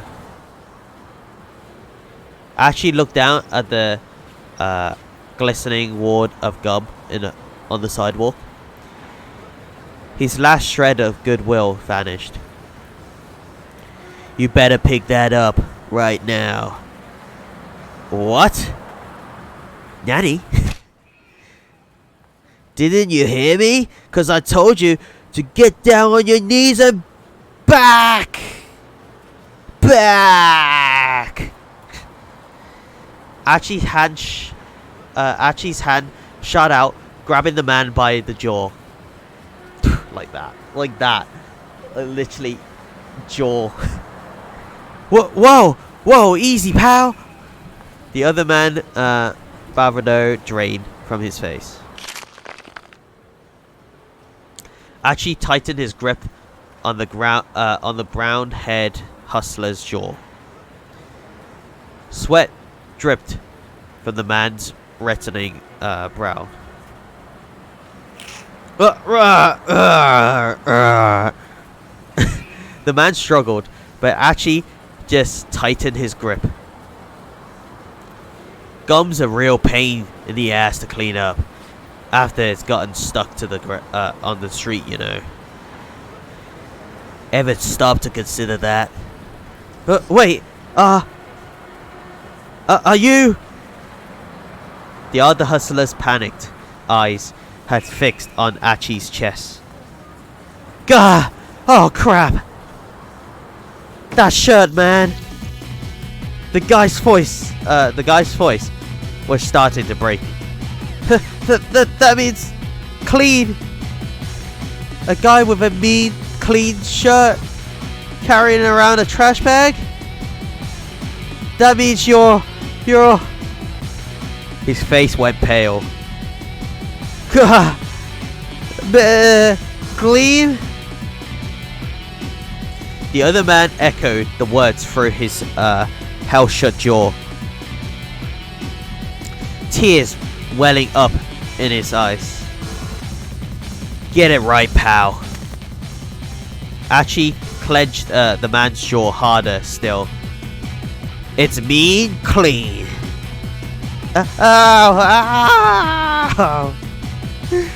Yeah, we're sorry. Man, we're sorry, man. You're Archie, right? Dude, we honestly had no idea. So Archie's kind of like a local hero. He's the super trash man, yeah. I'm the trash man. It's... DK, do you mind? Exclamation mark trash man? I think it's a sub-command, so... I'm the trash man. I come out, I throw trash all over the ring, and then I start eating garbage. I start eating garbage. And then I'll start eating garbage, and then I'll grab the trash can and I bash the guy over there. Oh man, Danny DeVito is a national treasure. We're sorry, man. You're Archie, right? Dude, we honestly have no idea. Come on, man. You gotta cut us some slack. The man scrambled to snatch the wad of gum off the street, stuffing it into his pants pocket. Finally, Archie lets go of his companion. The brown-haired hustler's face was twisted up with fear. Tears streamed down his cheeks. Gasping out hastily, apologized, the two thugs scrambled off. Hey, so... A shy smile came from the girl's face. Why is girl highlighted? The 428 girl. Ryoko Kinuma, a second-year student at Midoriyama Academy's law school. These hustlers managed to corner her while she was on her way to her part-time job at a cafe. It's a popular plot in trashy e-novels for the main character to fall in love with a hustler like these guys, but such things rarely happen in real life. Yeah, well, there you go. E-novels. Thank you for saving me. No, I apologize. Huh? The girl stared in surprise. You'll run into creeps like that now and then, but don't hold it against us. Shibuya's a good town. Yeah, okay. Archie gave her a quick wave, then turned and continued his way down Dogan Saka. What a cool guy, eh? The trash man. I'm the trash man. Archie was Shibuya's born and raised. Archie was Shibuya born and raised. He was keenly aware of all the changes the ward had seen since he was a kid. Grocery stores in inconspicuous little side streets, tiny parks nestled between buildings. Archie knew all like the back of his hand. Trash, human or otherwise, had no place in this town. Not on his watch. Nice. Archie made his way down towards Shibuya Station. Throngs of people shuffled to and from across the scramble. The view shifted constantly from one moment to the next, almost as if the city itself were alive. And if the city was a living thing, then Shibuya Station was its heart. What's up with the hype music? Well, they're hyping a character up. Shibuya Station was its heart, with streets like Nakamura Dori and Center Gai serving as the arista pumping bloodstream made of people. That's right. Hype Madao. Nice. Today, as ever, the heart was pumping that blood to every nook and cranny of Shibuya. And there was Archie, just another part of this great urban organism. Guess I'm one of the city's white blood cells. Or wait, maybe I'm a red blood cell? Hold on. Is that right? Or did I have it right the first time? White blood cells eliminate pathogens from the bloodstream. Red blood cells carry oxygen throughout the body. Well, there you go. This game is educational. It's an educational stream, everybody. Hello. I'm your teacher, Mike. Today we're learning about white blood cells and red blood cells. White blood cells eliminate pathogens from the bloodstream, while on the other hand, red blood cells carry oxygen throughout the body. I hope you guys learned something today. Welcome to my TED Talk. Thank you for listening to my TED Talk. Achi was probably thinking of a white blood cell. Okay, there we go. Hope you guys learned something today on this educational stream. Emerging from his reverie, he noticed a rather conspicuous young woman standing by the statue of Hachiko outside Shibuya Station. Oh, she's totally my type. That's why he went for the briefcase. What an idiot. What an ass. To be up someone's alley. To be someone's cup of tea. She's totally my type. Wonder if she's a model or small-time actress or something. Looks like she's waiting for someone. Probably another guy. Dang. Good looking as she was, there was no way she wasn't already taken. What kind of guy scores a girl like that? Probably the rich ass CEO of a IT company or something. Okay, Bill Gates. Crouching down to tie off the trash bag, he continued gazing wistfully at the girl. Then he noticed something particular. She was carrying a attaché case, the kind a businessman might use. It was a large case and apparently so heavy that she was struggling to hold it despite using both hands. Now, what kind of person makes a young lady lung around something heavy like that?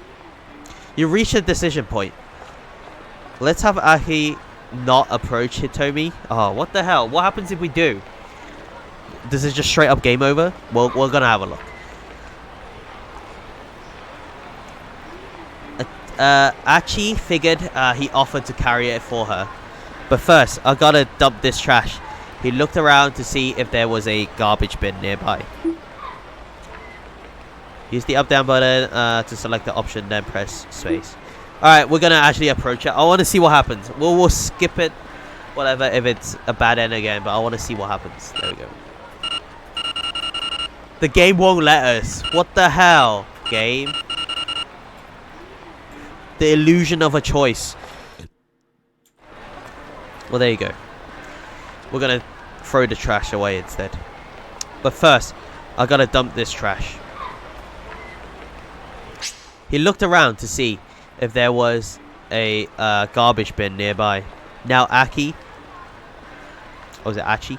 Now Achi won't approach Hitomi, which means he will avoid being arrested by Kano. At the same time, Kano's fate will also change, and he will no longer wind up at a bad end. So let's switch back to Kano's story using the time chart. Press R to open it. Time chart. Oh, sorry, not R. F2. It looks like an R. You know, like an uppercase R. So the F.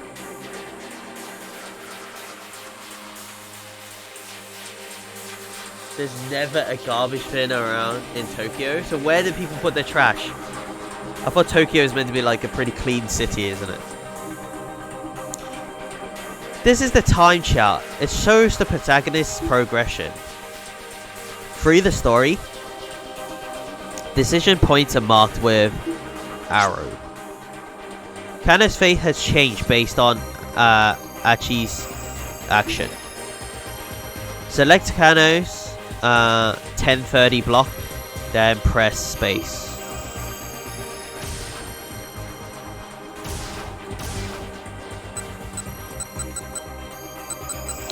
Okay, so it's been 30 minutes since the start of the game.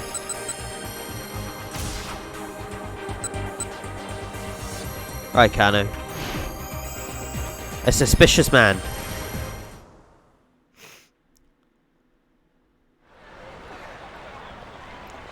You basically do like the thug and put the garbage in your pocket. Oh. That's why it's so clean. Just put your garbage in your pocket. I suppose you could call it that. Kano gave a wry chuckle at his partner's lack of shape. So we're back here now. There he is! Kuza's voice chirped suddenly through Kano's earpiece. Who the hell is this guy? A foreign guy. The man in the black coat. He's not Japanese. Looks to be in his early 30s. Gaijin. Could you imagine? They make the bad guy like a foreigner. Oh my god. Okay, cool. Previously, Achi got mixed up with Kano and the police, but now another man has appeared instead by changing what Achi did. You're also changing Kano's story. A foreign man had emerged from the crowd about 15 feet from where Hitomi was standing. He made his way towards her, his expressions blank. Oh my god, look at his chest hair. Look at this chest hair guy. That's one hairy chest. He didn't match the description Hitomi had given them, but Kano felt a jolt of nerves all the same. Maybe the kidnapper was using an accomplice to snatch the ransom payment. Alright. Alright. Sasayama raised his eyebrow. This may be our guy. This was it. Kano swallowed the lump in his throat. He bent his knees, ready for action. Blood rushed to his legs muscles, banishing the stiffness that had begun to take hold.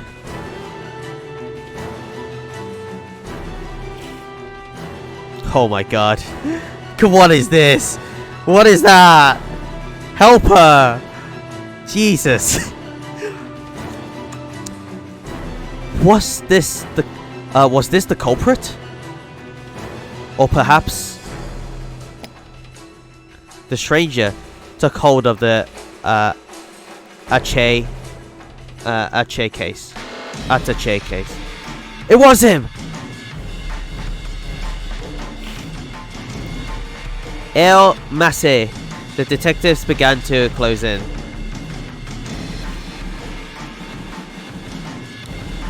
Let's go, Kano. On it. Sasayama and Kano leapt into action, but they never expect what happened next. With the case clutched in both arms, the man veered suddenly, running right towards them.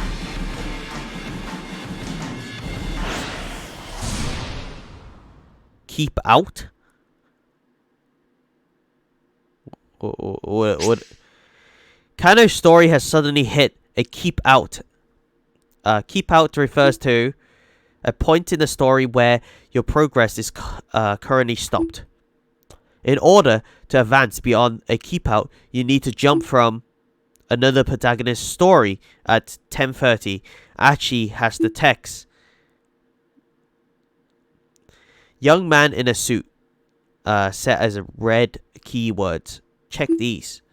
Red keywords will allow you to jump from Achi's story back to Kano's. Now, head back to Achi's story and keep an eye out for that. What? Attaché. Attaché. There you go. Attaché. Attaché case. Okay. Key face. Try following the story from Achi at 10:30. Approach the girl. Okay.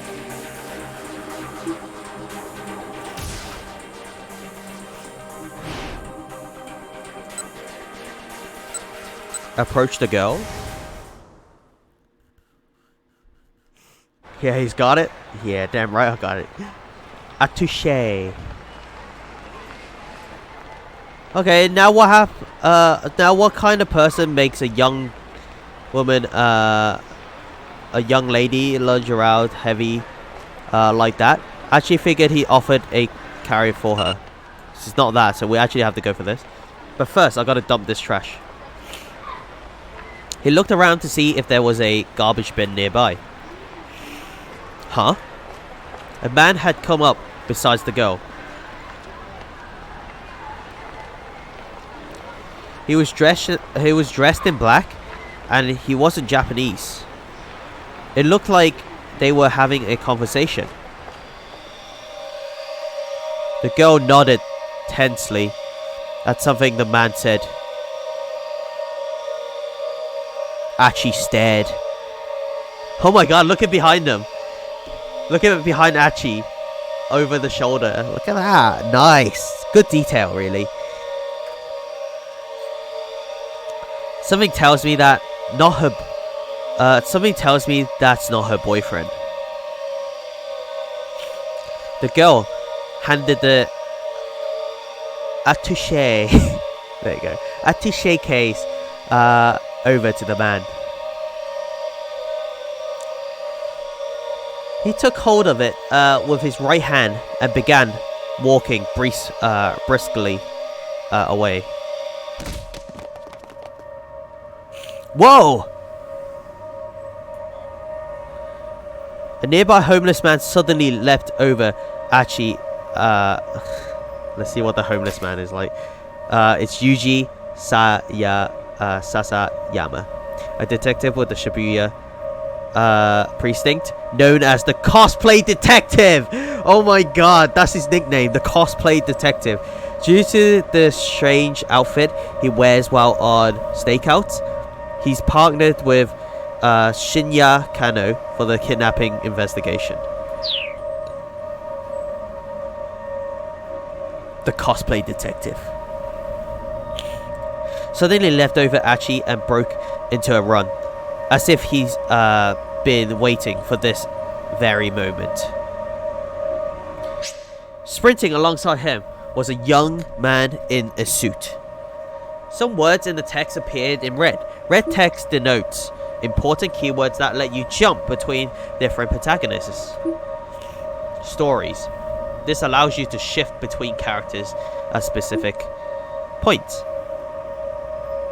These can also allow you to clear out a keep out in another character's story and let you read on. If you come across red text, press tab to underline it, then press space. A window will appear allowing you to jump from one protagonist to another. At that point, then press space to continue. Okay. The other character's story after the keep out, give it a try. Okay. Let's jump.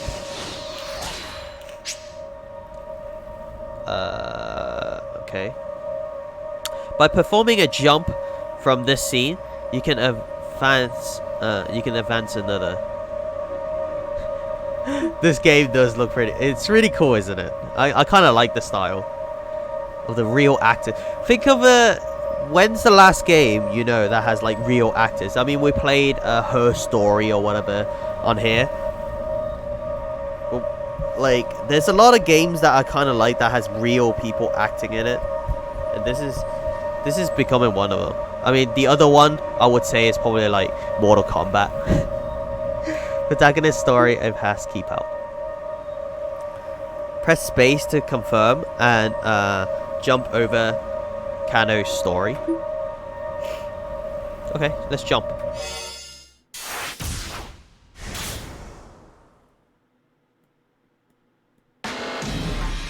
Let's go, Kano! On it! Sayayama and Kano leapt into action. You did it! Jump successful! In 428, you will often need to jump to get past another character's keep out. Jump from red keywords to clear a keep out. Keep this in mind as you advance through the story. Okay, there won't be any more tutorial messages for a while. If you get stuck somewhere, try changing protagonist or making different decisions to advance. Wow, okay. So the game just throws you into the deep end now. You can now use the time chart and the main menu. From the main menu, you can access gameplay, explanations, and adjust settings. Press F2 to open the time chart. Press F1 to open the main menu. Okay, so Danganronpa did this too.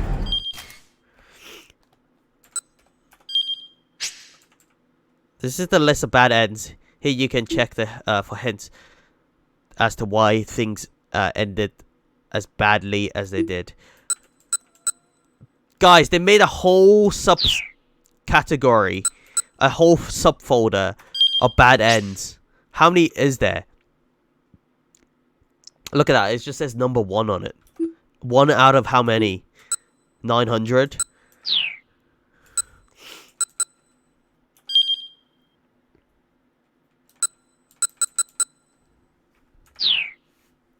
Enough, I would say.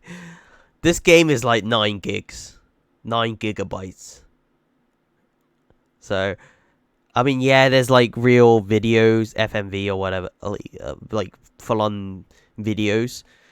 But still, I feel like there's a lot more text and endings and stuff like that. So, we'll see.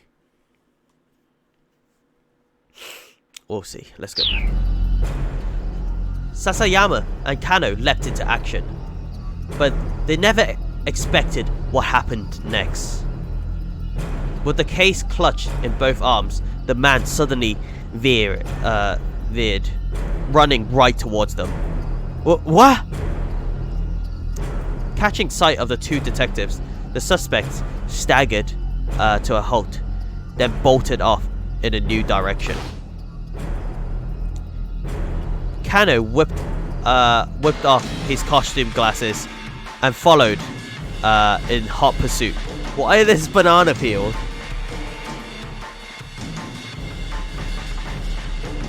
At the crosswalk,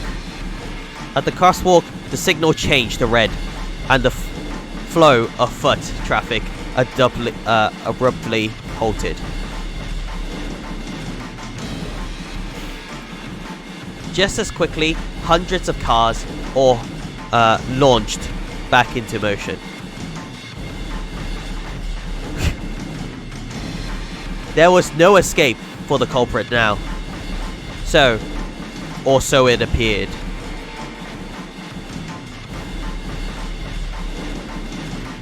The converging cops slowed their pace, confident their man was cornered. Then the foreigner barreled straight into the intersection, dodging between the oncoming cars without any hesitation. The mobs of detectives came to a halt, not eager to rush into their deaths along with him. Kano, however, remained in hot pursuit, charging into the traffic at the crossing. Kano, are you crazy? Come back! Kano heard Sasayama shouting, but his feet kept carrying him onwards. Did we get hit? Bad end? Okay, no.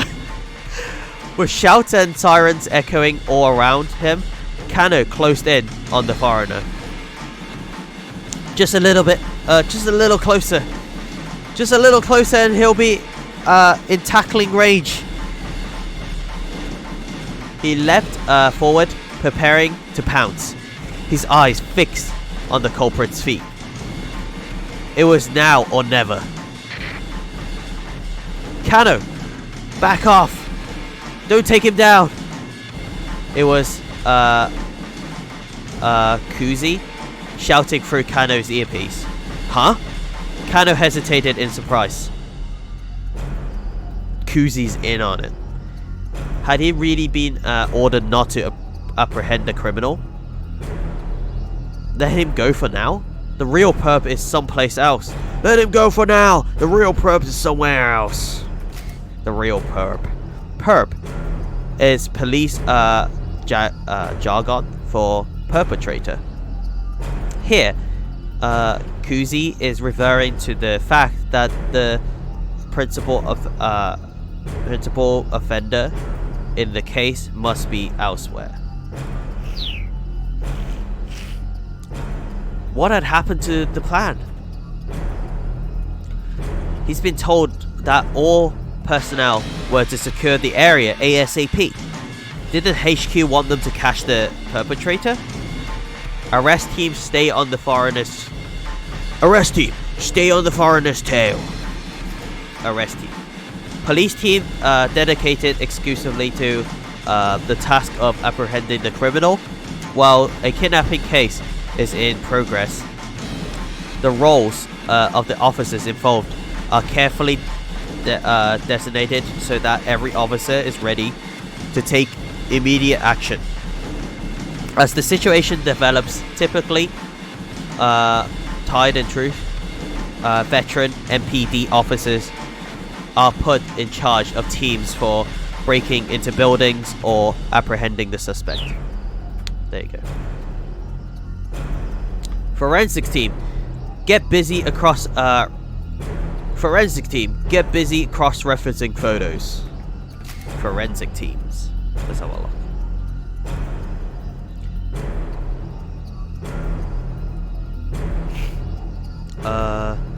Team deployed by the MPD to handle the actual tests and techniques of on-scene investigations, such as collecting and comparing fingerprints and analyzing photos of suspects.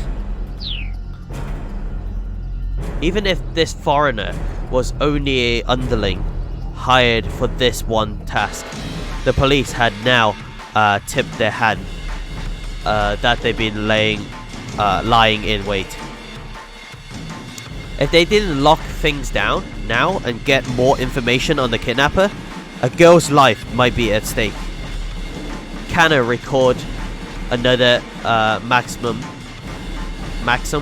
from his Dick Diary.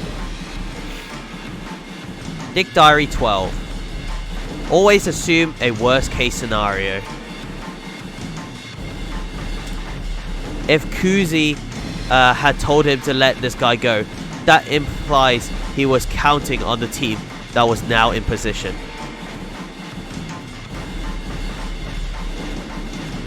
How Mike pronounce it, the last few times is how I pronounce it, more or less. There may be a correct French pronunciation, but I'm going by how most English speakers say it.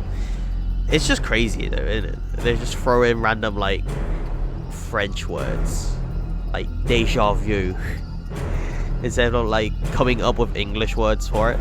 They just like, oh well, someone else already came up with it, you know, we'll use that instead. Like, it's just lazy. You know.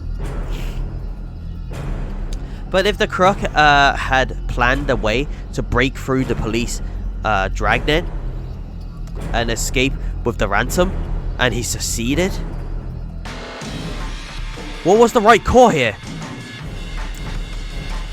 Should he take this guy down or back off after all? Oh, are you serious? God damn it. Letting the perp escape now is too big of a risk. He had to catch this guy ASAP. Let the other officers chase after the guy. Kano had his own jobs to do. What is his own job? What do you guys think?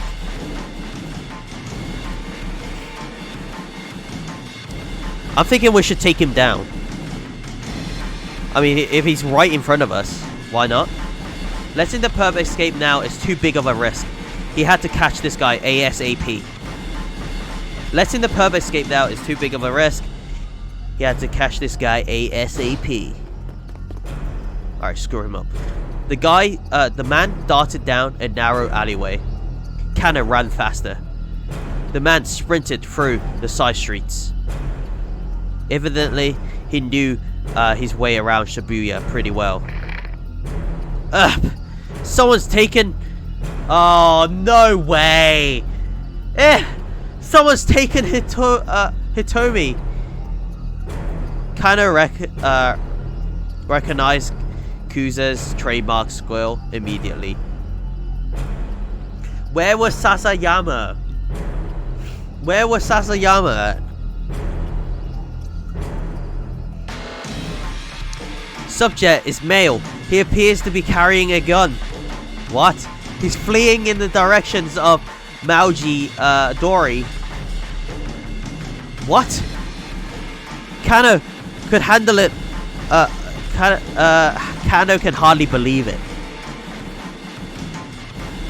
It's about a kidnapping. So, some girl's twin sister got kidnapped, and now there's a guy ran off with the ransom money, and now we ran off after him, and Hitomi has been kidnapped. So the girl with the ransom money, the two twins have both been kidnapped now. What the hell? Hitomi has been kidnapped. Has she been adopted by whoever has taken Maria? But why? Someone must have been waiting for the moment when the police took their eyes off her. Something very wrong here. What in the world is going on? Kano saw that the road forked up ahead. But we're about to forked up this guy, right? The man with the attaché case ran into the left. If the man who taken Hitomi was heading towards Mauji Dori, there was a good chance he's gone down one of the ways off to the right. Making a snap judgment, Kano told the detective behind him to follow the case snatcher, then turned and headed down the nearest alley. After darting through the side streets, he spotted a different man, another foreigner, crossing a intersection a few dozen meters ahead. A man was dressed in black, just like the guy who grabbed the ransom money. Kuzi's right. The kidnapper wasn't acting alone. But wait, something's amiss. Something was amiss. Hitomi wasn't with him. Where was she? Kano skidded around the corner, then stopped short. Oh shit. The man in black was standing there, pointing a gun right at him.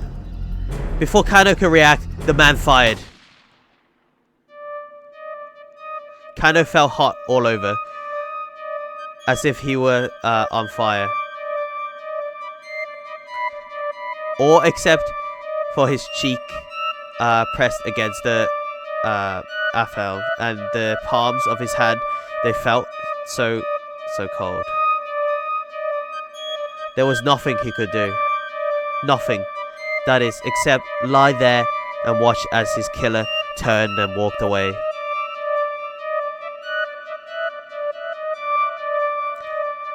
If that happened, if there's a live shooting going on in the middle of Tokyo by foreigners, freaking the Japanese Defense Force will be like up in arms. If that happened, alright? I think our death is a symbol, you know? I think we should leave it like that. Shot by a foreigner. What? By trying to find the man who taken Hitomi, Kano ran into a different criminal, and unfortunately for him, he got shot. If the criminal hadn't been able to get near Hitomi, she probably wouldn't have been taken. Have Achi make the choice to talk to Hitomi instead at 10:35.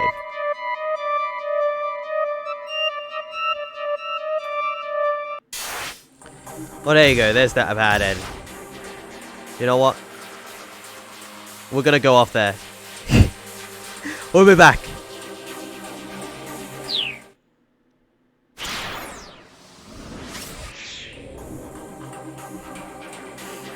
We'll be right back. We're gonna go back to the title screen. Hopefully saved. Alright, I'll be back tomorrow. With this or another game. But still, I'm really enjoying this at the moment. It's excited what's going to happen. Are we going to get shot again? Or are we going to go save Hitomi from the actual kidnapper this time? So what has happened? Let's go find out next time.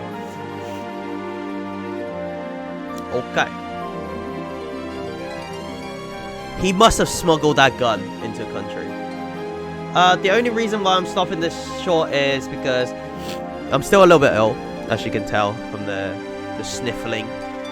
And I got a thing tomorrow. I gotta get into work by like 7. That means waking up at like 5, something like that. And then we gotta commute, so I gotta drive there as well. So it's gonna take a while. So that's why I just gotta wake up at graveyard shift hours. Let's go find someone to raid.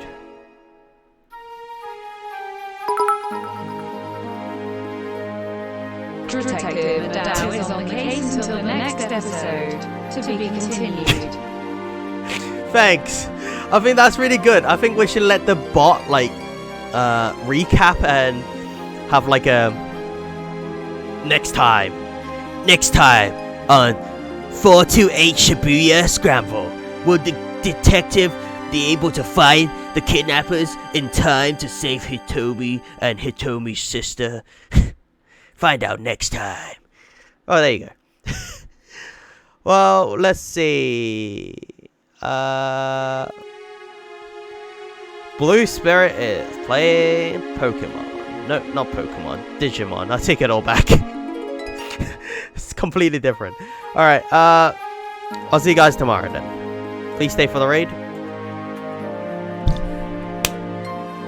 See you guys tomorrow. Goodbye. Goodbye, everybody. Please stay for the raid.